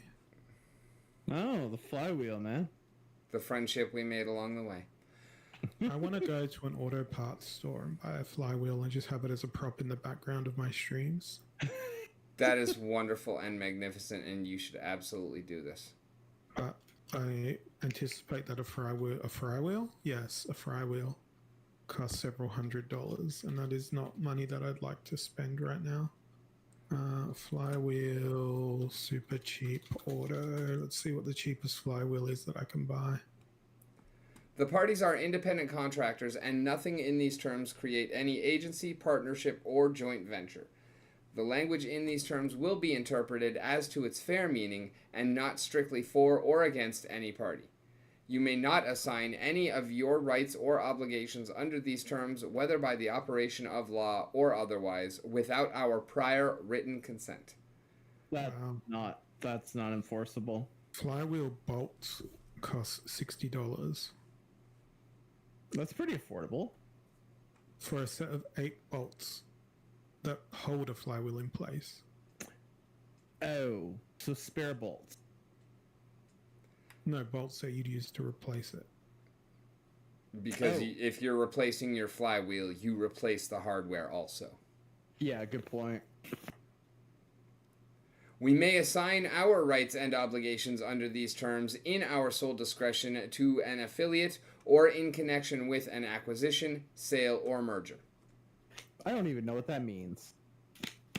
You can't assign your shit away, but we can.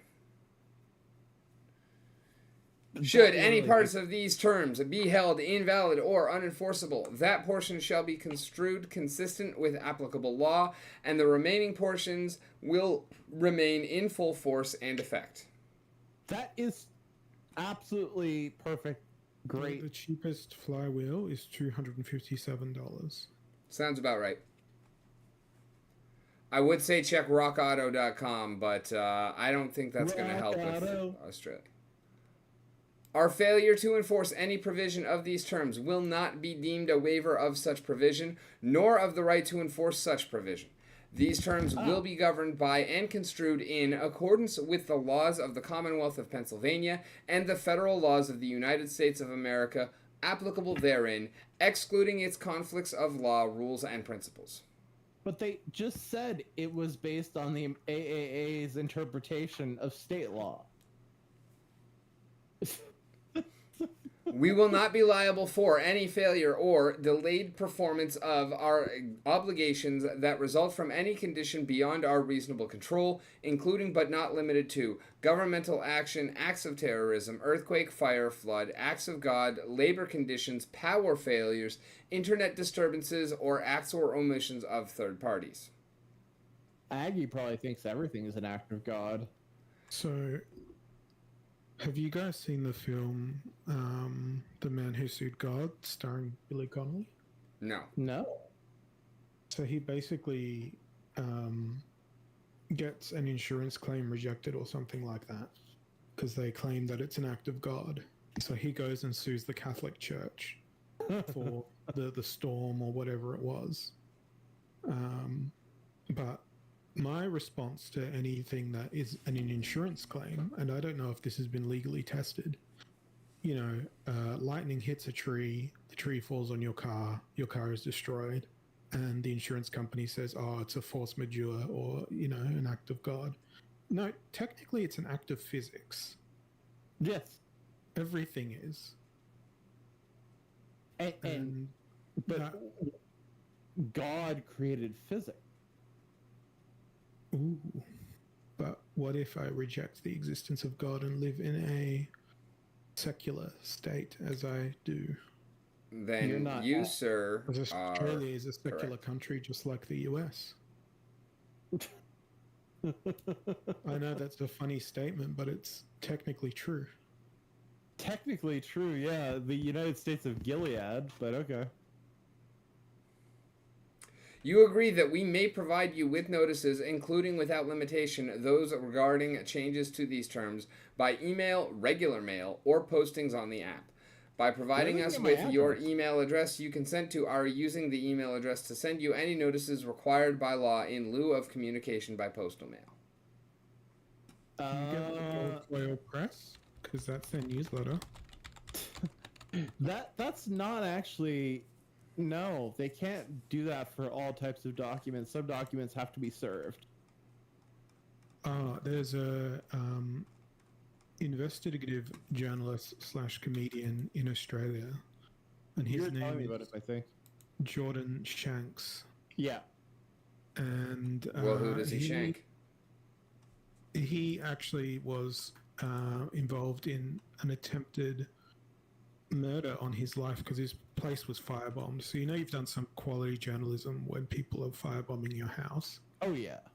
and then the media proceeded to cover the firebombing of his house by saying which street his house was on. Obviously. But in any case, he was served legal documents from some law firm because it goes back to that parliamentary privilege thing. He made some allegations against a politician that said, I'm not corrupt, but they said that in Parliament. He presented a mass of evidence and documents showing that this man, on the weight of evidence, was indeed likely to be corrupt on the basis of not one, but multiple examples isolated by a number of years.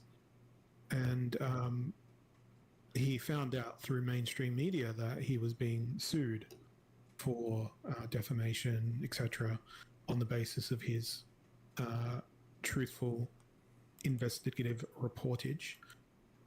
But he had not actually been physically served with the documents. So he went to the legal office of where the representation of this politician was and asked to be served his documents, except he had a mannequin's hand inside of his Oh jumper. my god. So it technically wasn't him that got it. The documents weren't served to him. Oh.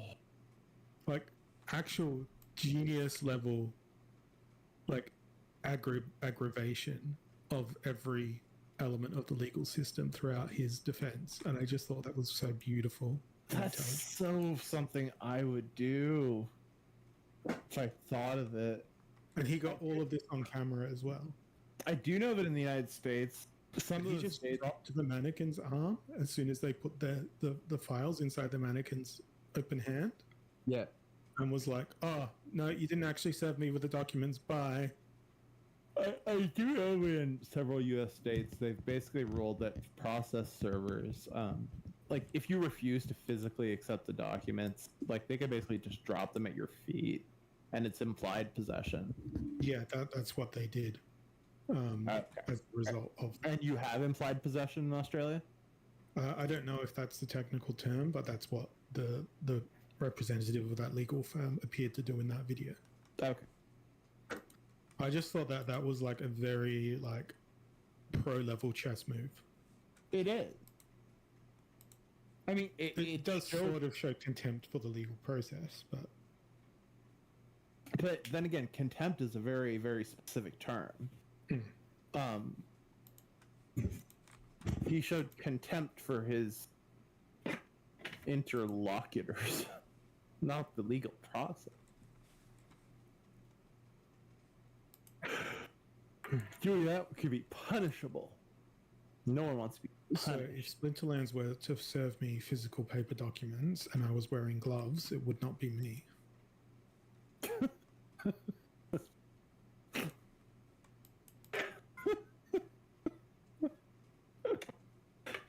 What was that cunty thing you said on my stream that made me laugh my ass off?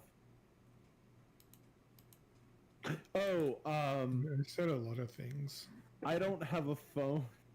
Just get a Oh yeah, that was a reference to Blizzard and them going, you guys don't have phones when they announced Diablo Immortal. Oh, that was so golden. And Mikey didn't get it. Unfortunately, what is that southern thing they say? Bless his heart or whatever? Yep. Bless your heart. Bless your heart. Cotton socks. My socks are not cotton, they're bamboo or polyester. I try not to wear socks. Yeah, I tend to avoid it as well. It's all employed by Big Sock. I like being barefoot. I feel like when you step on Lego when you're barefoot, it's a much more primal and life-threatening experience. Yes. When you step on Legos barefoot, you know you're alive. I'm pretty sure I'm fucking alive right now because my mouth is just... It's not so much painful as it is achy with the side of a little bit of like a pinprick. So I can tell like where the stitch has gone into my gum line, like in that particular point. There's a you mean it's kind of pulling a bit? Yeah. Oh yeah, I remember that. Are these auto dissolving, or are you gonna have to go back to get them cut out? Yeah, they're auto dissolving. Oh, okay. Sometimes they take a little bit longer to auto dissolve than they should, and sometimes the amount of salt rinsing that I'm doing, I think they will resolve as per normal. Yeah, they will. They will actually. Yeah. But I've decided. I tried some tinned salmon today, which probably had the consistency more of a puree than it did actual salmon. Yeah. I got like one bite in and a bit got stuck in like one of my molars on the good side, and I'm like, oof. No, I can't do this. If you go to You say something? Yeah, I was just gonna say, if you go to an Eastern European store, if there are any, they will have salmon mousse. It's like basically just like chocolate mousse except salmon, or other fish. You could probably get that down. No, I've resigned that I'm going to subsist for at least the next 7 days on a 3-day daily, 3 times a day, banana, chocolate almond milk, 2 scoops of protein powder, which is about 500 calories, 2 scoops of like a vegetable powder that's basically like have 2 scoops of this mixed with water, and you get your 2 serves of veg or whatever it is. Mm-hmm. Plus ice cubes in the blender with a squirt of yogurt. And I'm just going to eat that for the next 7 days, 3 times a day. Where are you going to get your fiber? The banana. Do you really think that's enough fiber? I can always add Metamucil to this. I'm going to be doing broth, seltzer, and tea for the month of August. Wait, what? 30-day fast. I've done it before. I've done 40 days before. Yeah, you mentioned that. It's time to make some changes and clean things out. So it's yeah. Okay. I'm pretty sure I've cleaned things out by this point, and it's only been a week. It's more also about mental. Gotcha. Like it's just I need to take control. Like I had a point yesterday when I went to go feed the cat and opened up the cat food, and even the cat food smelled like an appealing snack. And immediately my brain was like, that's because cat food is enriched with taurine, and taurine is one of the essential amino acids because cats cannot produce taurine on their own. And I'm like, I want taurine. Taurine is in lots of things. I know that taurine is in all the things that I've eaten, but like I could rationalize why I wanted it, but not the self-disgust of why is cat food appealing right now. I mean, I'll be honest. I've opened cans of dog food and been like, this smells good. Yeah, if it's good cat food, then it should be appeling to the human palate. Oh, it is. Yeah, it is good cat food. And Hills science for that stuff. I mean, all of this is going to sound very strange potentially to you guys, but all of Rogue's food historically has been human grade. I've tasted every piece, like every kibble she's ever had. Just for fun. That's what happens when you make out with your dog, bro. To be fair, though, she very much likes it if I chew up food and regurgitate it for her. So I would not have found that out. I will occasionally do that, especially if I'm like chewing on a piece of meat and there's like a chunk of like gross fat in it that's like not the good fat. I'll just chew on it a bit and then just spit it out in her general direction and she'll catch it. Is that bizarre? Yes. Oh, okay. I'm fine with that, though. I mean, I didn't say you can't be fine with it, but, like, you asked, and no. yeah. Yeah, it is. It's just one of those things that I never thought of as bizarre, but yeah, I mean, it's pretty bizarre. It's like... It's like the fucking mama bird feeding the baby bird. Except there are no birds. Yeah, but you're not a bird. No, I'm not. I allege that he should be and could be. Can you say that again, sir? I allege that you should be and could be. Birds aren't real. Yeah, I've never seen the batteries be changed in them. Yeah, exactly. I there are a bunch of magpies around here, and like I don't think they're real. I love magpies. They make such the greatest songs. I love magpies. When I was traveling, that was the one thing that I missed about Australia was the sound of a magpie. I didn't realize it until I got back to Australia. My football team, our nickname is the Magpies. And in Montreal, I had never seen a magpie, and I moved here to Calgary, and they're fucking everywhere. And I love them, but Meredith fucking hates them. Not showing my new templates. Huh. If I hit some sort of limit in Nifty blocks where I've got too many templates that I can't actually see any new templates in the drop down. Really? Well, no, because it's not showing. I'm going to log out and log back in, see if that fixes it.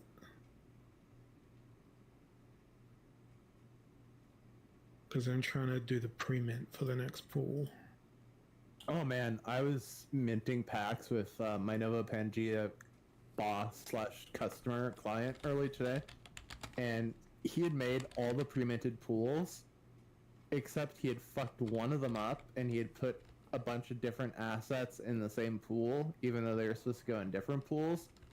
So he had to mint 120, like, fake packs, open them all manually to get the assets. What? And then add them. And then add them, like, recreate the pools. Poor guy.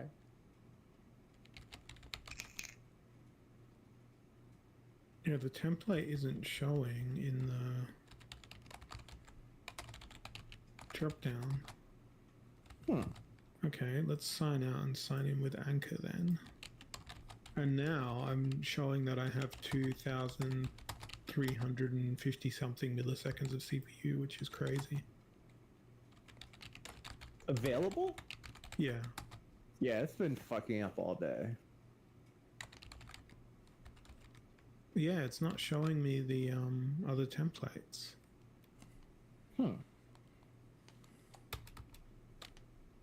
It's a shame. Oh, it's because I haven't minted them yet, that's why. It's a shame that neither of you can do because I haven't AM. minted them, that's why. Oh, it's a shame that neither of you can do AMAs this weekend, because for NFTopia, I've actually got some. I think I can. I mean, I've been able to do this speaking. Oh, well, hey, man, I'd love to have you. What do I get to talk about? Whatever the fuck you want. Could it be about my adoration of the pastime of baking? Yes. 100%. You could even set up like an NFTopia drop. What would that require? Nothing except like NFTopia, like just call it like an NFTopia exclusive card or whatever. Can you do a drop that requires a password that the user has to enter? Not that I know of. Oh, that sucks. But what you can do, although I don't know if I'm allowed to put an NSFW link on my booth or not, is you could do a keyed drop where only, like, I've done this before, where you can only get the drop if you go to the booth and click on the button. Because I was thinking for some reason doing a rock climbing one. I don't know why, but NFTopia sounds like a rock climbing event to me. Man, I'm gonna have some fun AMAs. I have the custodial staking pool. Anyone who's in that, I'm gonna do a policewoman arresting someone baking in the kitchen. For people that are in the pepper pool, it's going to be cooking a barbecue or preparing meat or something. And then for just the regular one, it's going to be a non-custodial, like, I don't know, freedom themed one. What if you're in all of them? You get one for each one that you're in. I guess I could do one that if you're in all of them, then you have to have proof of ownership for each of them, and then you can redeem another, but that seems like even more work for me. Yeah, you'd have to pull the list of all users in each farm, then create whitelists. No, because I get them to claim 1, 2, 3 based on individual whitelists, which I have to generate anyway. then based on you own template X, template Y, and template Z, you're then allowed. Oh, yeah. Yeah. Fair. That's why there's only 10 in this out of the kitchen edition for each room. Because Oh. 10 is the limit for a proof of ownership whitelist. Mm. So that way I don't get bugged every time someone's like, hey, I finished the collection, give. Yeah, that actually makes perfect sense. I actually really enjoyed the setup process for that pepper steak pool. It was a lot easier than Waxed Owl, and it was also free. It was a heck of a lot less complicated.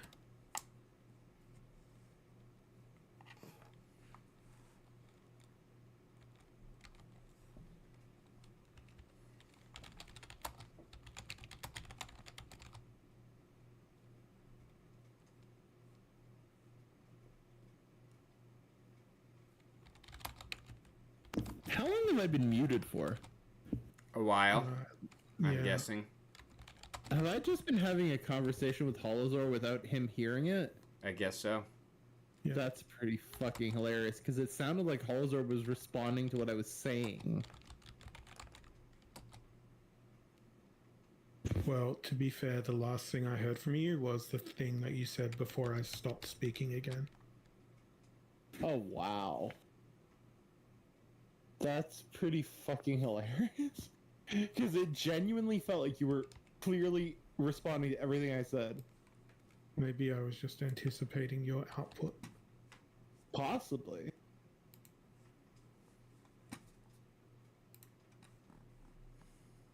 All right, check DMs, Kevin. First paragraph is like basically the kind of setup that I use for all of them at the end. Mm-hmm. And then you can basically see what the series is. Okay, cool. I'm not at the computer right now, but as soon as I get back there, I will process. Is there one you need now? The first one would be good, but it's all good. No, I'm good. Give me a second. Oh.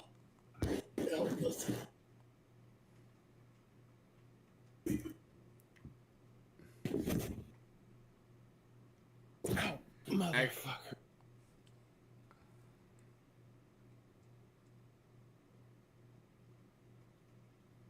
Alright, what is merit? And Rick, did you see that I did the Photoshop job for you in the chat channel? No, I did not. Let me... Boonk. Boonk.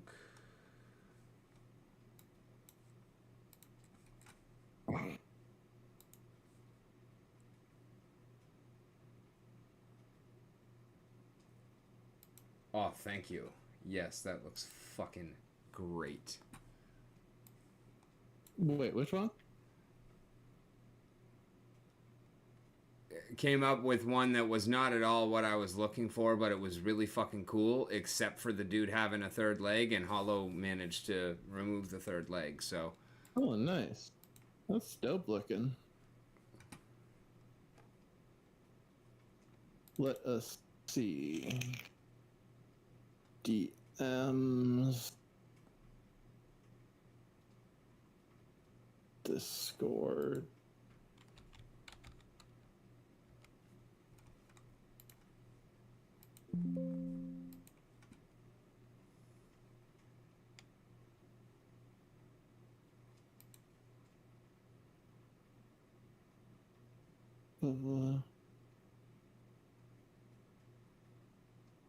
I have a feeling that these numbers are not going to be respected. Which numbers? The numbers of individuals involved. I don't know what you're talking about, though. In the stuff you sent me.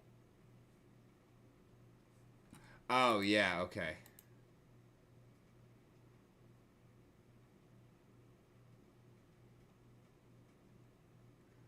I mean, you see what it's going for there, and you know how to get to the list, right? If we can make it work, that would be really cool. I'm not sure I follow what you mean. What? So the DM lore page, Yeah. which you should have bookmarked or whatever, Yeah. what we're depicting is all of these check marks, Okay. like at the party. So those 6 or 1 female elf and 6 humanoids, because there's actually 8 Saurians at the party. Yeah. I guess it's 9, which means my numbers are off. 1, 2, 3, 4, 5, 6, 7, 8, 9.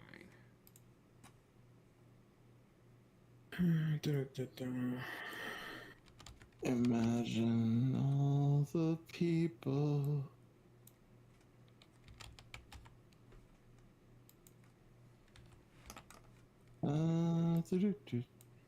Oh. I think you'll be pleased, Kevin, with the selections I've made for the blends. Ooh. I cannot wait to look at them. Well, I'm putting together the last templates now because I've been spending the last basically day and a half doing this. You've been doing it on company time, sir. No, been doing it on sick leave.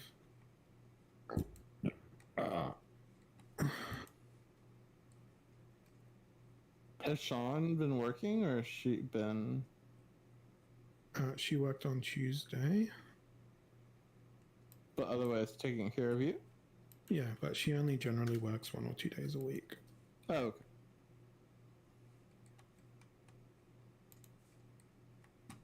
I am the everything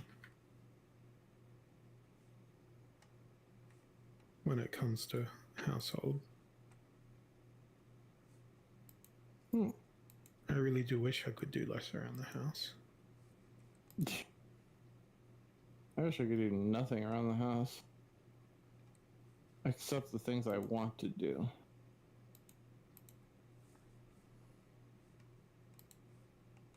I don't know what those are. At the same time, I'm not good at being idle. Oh, yeah. I become restless when idle. As do I. One female elf and 6 And that third female elf is Kofio. Yeah, I just worry that it will not give us the... I know. I'm just painting the picture in your mind. Yeah, that's what I want to do, in part, do this AMA at some point so that we can, like, lay this all out in, like, the most nerdiest way possible. I mean, it sounds good, just the timing of when you asked is not, but I'd be RB, I need to get some grub. We can do it whenever.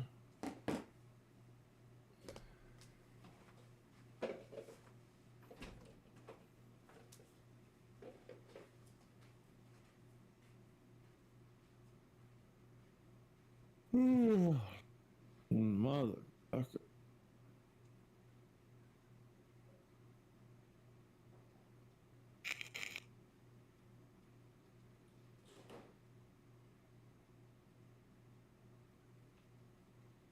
For fuck's sakes. That's how I feel. No, it's the whole thing of like, yep, I just had like 4,000 millisecond of CPU and now I have 0 again.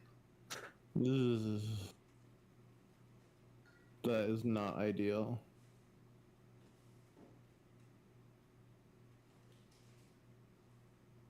And ever since I started using Anchor to sign everything, Grey Mass is constantly like, would you like to accept the fees for this transaction? It's only point whatever wax. Yeah, they Instead of constantly actually want to fuck delegating you. CPU.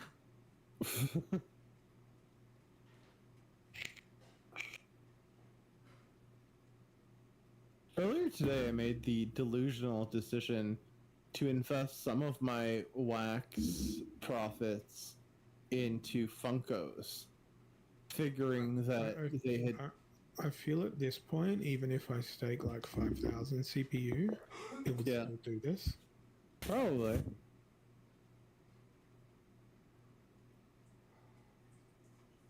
But Funkos, you dumb motherfucker, why? Because I'm like, I looked at the manner by which their price increased so significantly during the last bull run, and I'm like, well, why not take 100 wax, buy a bunch of Funkos, like commons and uncommons and a few rares, and like maybe they will 8x or 4x when the bull run comes. Maybe they won't.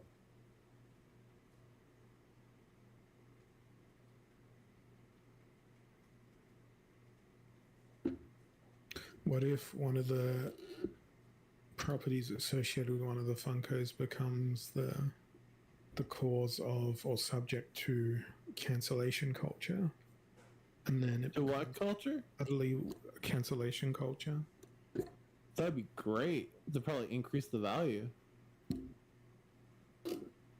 But they wouldn't be able to cancel it from the blockchain. Exactly. So it'd be Gucci.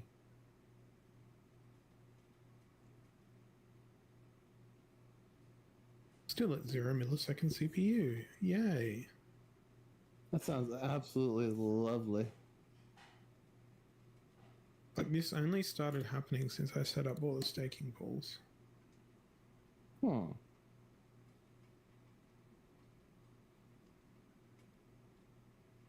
Oh, these are actually interesting.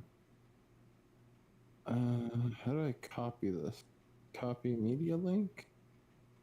Let's send it to Rick or not? I did have a scammer DM me because I asked on the Wax Discord, like, is this normal? Is there like high blockchain activity right now?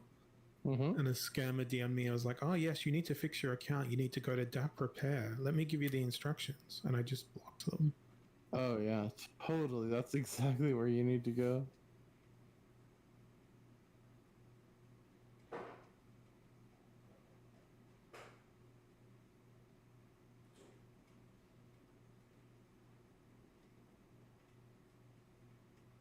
Do any of these work?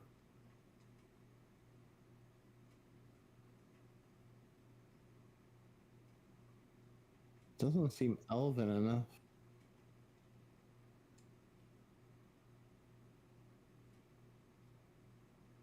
Excuse me.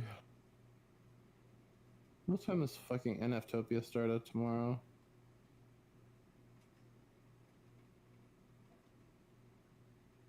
What time do I have to be up?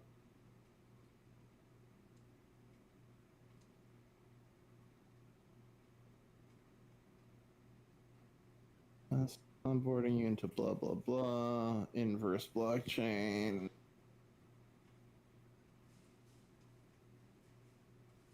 So 2 to 9 p.m. UTC. God, is that starting at 8 a.m. my time?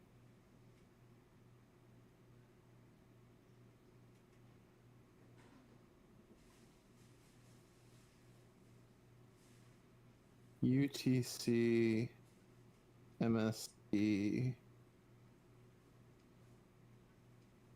diff. Well, the smart thing that I did was authorize both of my accounts on my collection so I can create the NFTs from either. Oh, that is smart. So at least I can use the other CPU now. You can only claim the profits on one, though. Yeah, but I can. I'm just creating the templates now, Hmm. so that doesn't matter. Yeah. So I don't need to claim the profits on one 1400. or the other. It's just all about managing CPU right now. Yeah, because it's being an absolute horse fuck. Okay, Discord. No, Discord.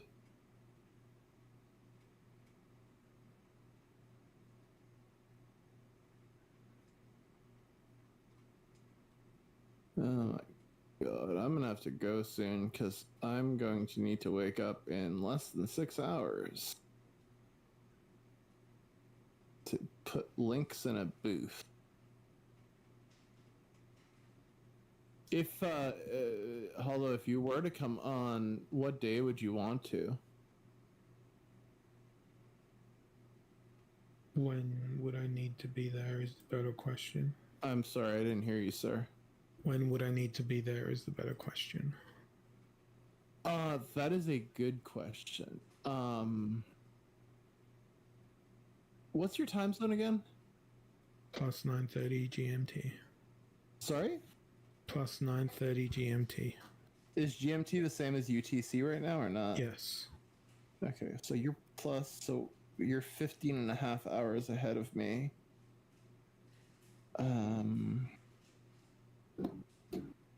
What does that even mean?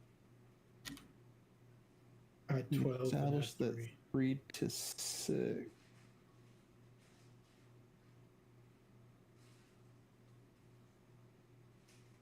$15 plus 15 is 30, so that would be.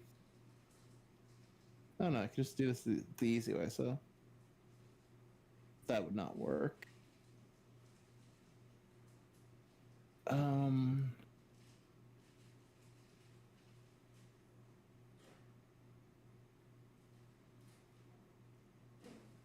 I'm trying to do the conversion. Sorry. So use this site. So one option is 4:30 a.m. your time, which does not work. The other option is like 9:30, 10:30 a.m. your time. Would that work? Use that site to do your time conversions. Sorry? Use the site I DM'd you to do your time conversions. Oh, sure. I'm pretty sure I was doing them right. Oh. Let's see. Discord. Because you can put that time code that it gives you in the... Yeah, for the Unix stamp. Yeah, if you copy that, like... Yeah, it gives the universe... Yeah. Like that, and then it shows it in my time zone. Oh, okay, yeah. So that's what I copied into Discord to get it to show you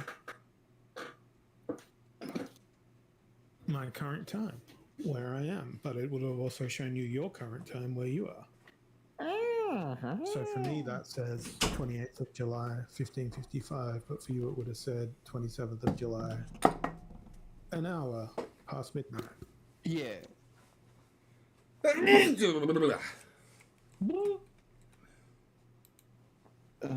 So... Excuse me. You're excused, sir.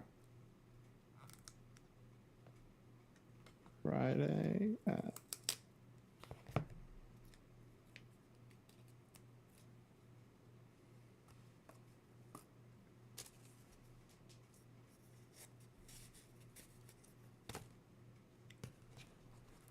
No, that would not be nice.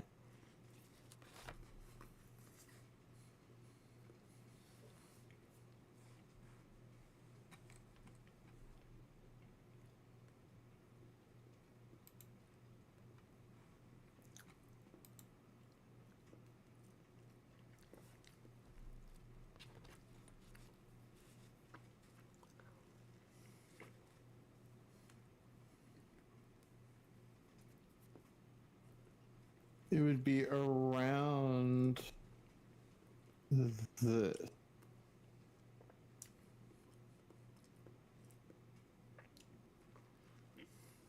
What time is that showing up as for you? 10:30 a.m. tomorrow. Oh, 10:30 a.m. Mm-hmm. Oh yeah, that's exactly what I thought. Yeah, okay, so I did have it right. Is that too early for you? If I don't take a painkiller before I go to bed, I'll be fine. Because we can also do it the next day.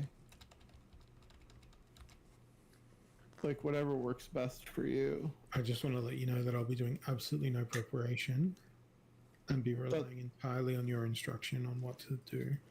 That's absolutely fine. Will you be on camera or not?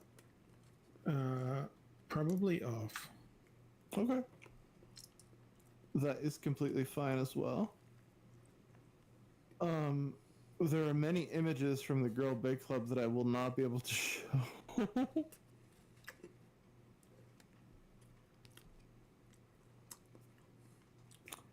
But we can talk about the collection. About insinuations that it was inspired by Bukake. No, it was not. I know. I keep telling people that and they don't believe me. I categorically deny this. Like, it was almost an accident that I came up with it. I know. I know. Like every great scientific discovery. Like, the thing is, like, when you first came up with it and showed it to me before you minted it, I never even made the association. Like, Bukake never crossed my mind.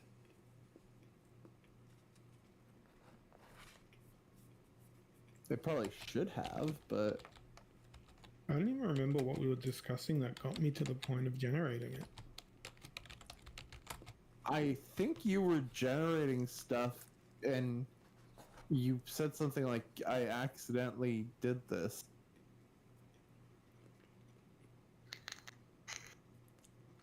No, I had started asking you about AI art generation and whatnot, and what you had been working on that day was a redhead. Oh, yeah. So you sent me the prompt that you used, and then I went and did a better one. Mm-hmm. Uh-huh. Yes. But then somebody must have said something about cakes or baking. And then I just said, what if they were bad at baking and were really messy? And then this happened. There was some discussion of a mess. I don't remember there being a discussion of baking. Cooking. And what would I refer to you as during this stream?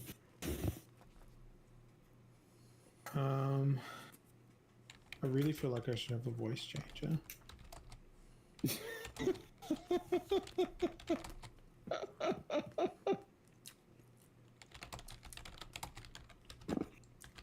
You could go by, we could call you Steve Irwin.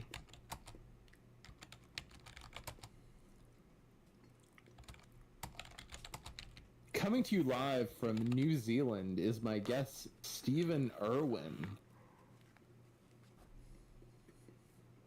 Is there any way a reasonable person could I put in a request for bounty blocks. Yeah. And I put my name in as Arthur Wilson. Because it was the first thing that came to me. That's funny. Now this is going to be interesting to me. I'm very curious to know how long it will take you to get bounty blocks. Because of the they already emailed me back. Did they grant you access? 1 second. I gotta go check what the actual email said.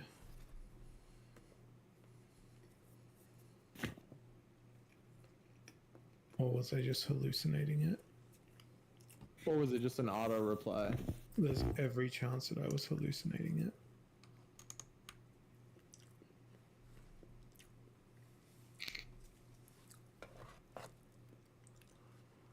Hi, Arthur and Samara.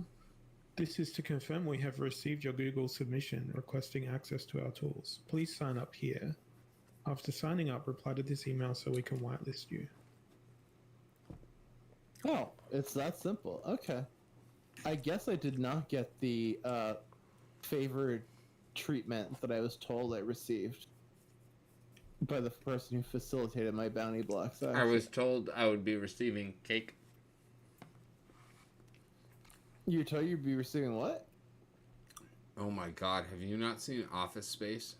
I legitimately, yeah, I've seen that movie. I've actually seen that movie like a dozen times. I was told I would be receiving cake. Oh, okay. This all really falls apart if they need KYC. because I am not Arthur Wilson. I missed what you just said, Holla.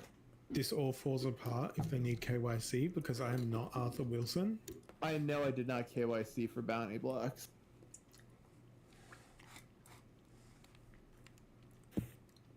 Like, bounty blocks is basically a service where you can either mint directly to people's wallets or airdrop shit to them, or you can actually create a bounty blocks, like the giveaway thing, which I fucking hate. God, maybe I should start doing them.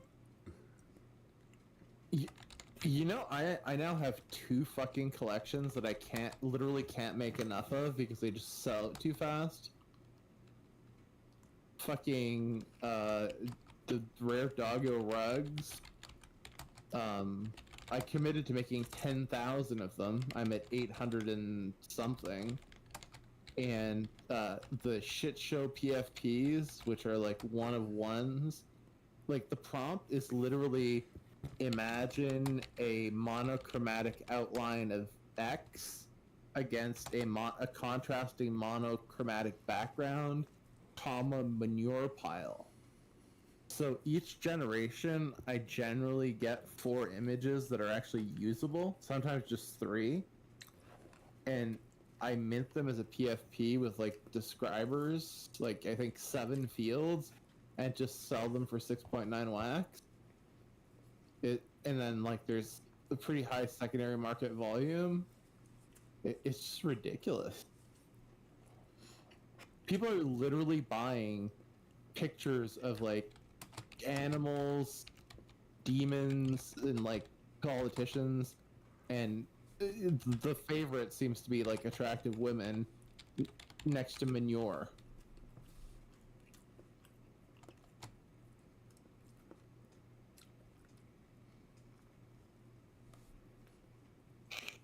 Now I gotta figure out what I need to do to create an art collection where I can sell stuff for 69 wax.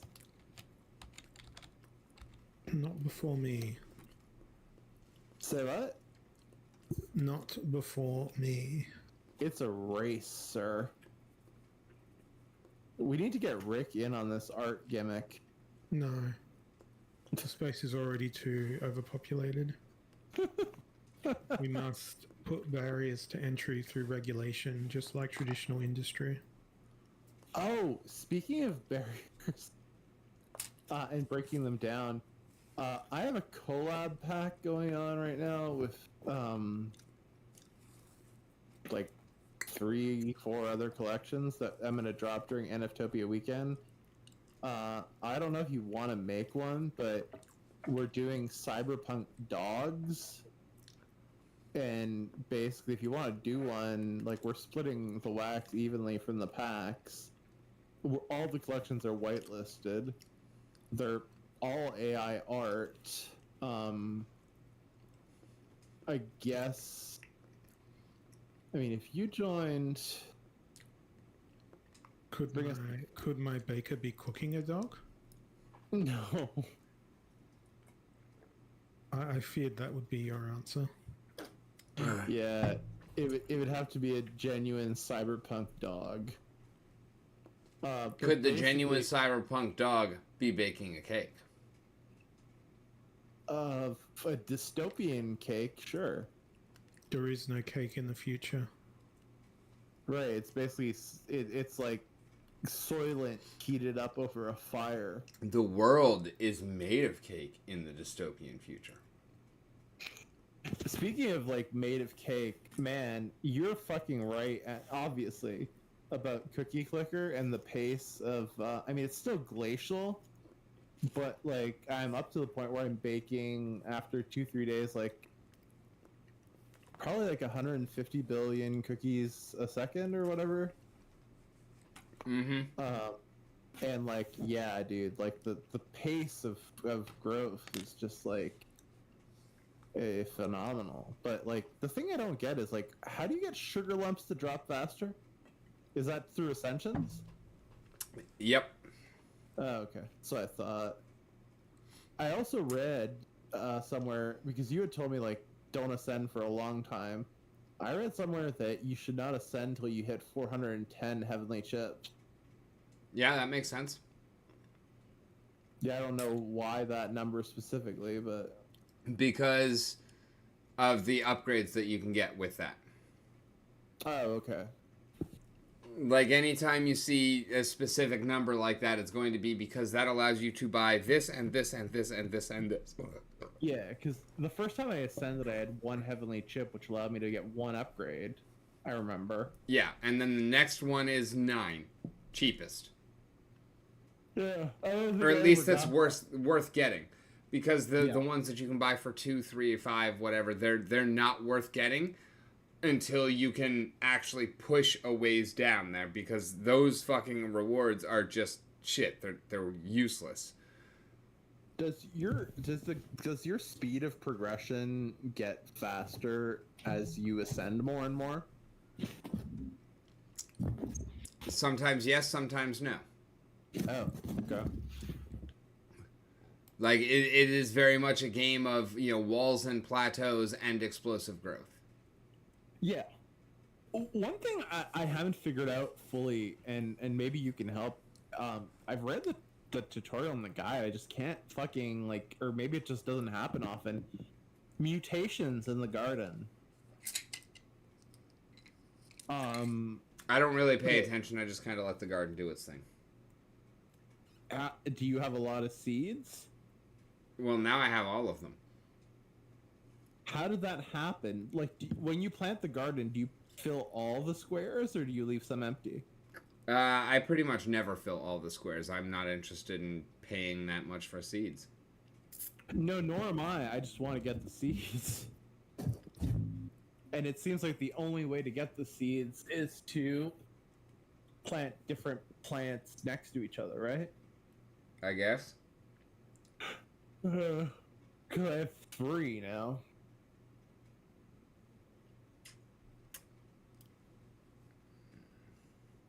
I was really surprised when I unlocked the Grandma Research Center. Why? I was not expecting that. Like a different class of upgrades. Oh yeah, I told you that is where you're gonna eventually give your grannies a hive mind, and that's when the game gets interesting. Oh. Do you sacrifice your clickers to upgrade your bank regularly? No. Oh. Because I do use the stock market quite a bit. I don't even know what you mean about sacrificing your clickers to upgrade your bank. Well, if you're on the top left area of the stock market thing, there's a thing that says tiny bank or whatever, and the way to upgrade it is through basically your clickers. I think the first upgrade is 50 clickers, then they just disappear and you have to get them again, and then 100 and 200. Oh, I had forgotten about that entirely. No, I don't know how good or not that is. It's probably worth doing. But it increases the number of commodities and the total number of the commodity you can buy.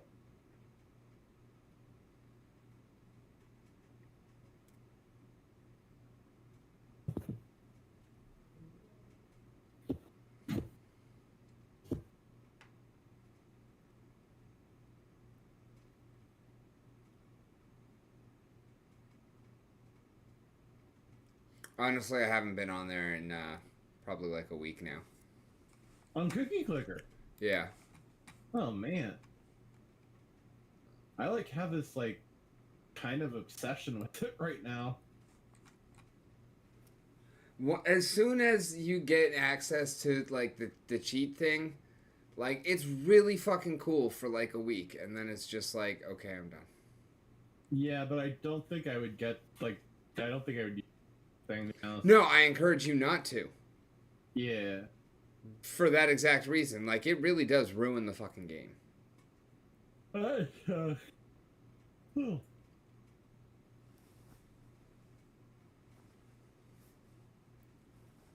I am gonna need to get to bed, guys, because I need to wake up in 6 hours to fill up an NFTopia booth.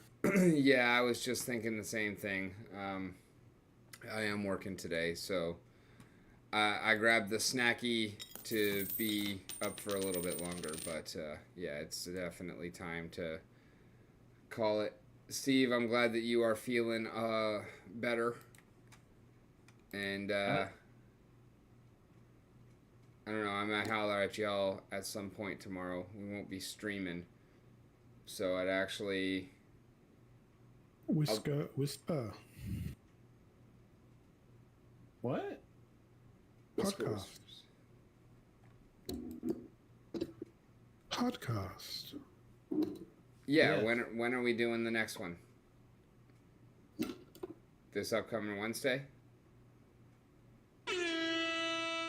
Or, I mean, we could do that tomorrow night, I guess.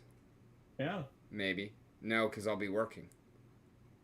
Oh, yeah. And then I take... Do it while you're working and yelling at other people in the kitchen. That would probably not go over well with the chef. Especially on the weekend, because there's too much shit going on. Yeah, I know what weekends are like. But, no, we can... I mean, next Wednesday, I think is good. Yeah. Get some content out there, talk about Steve's survival against all odds.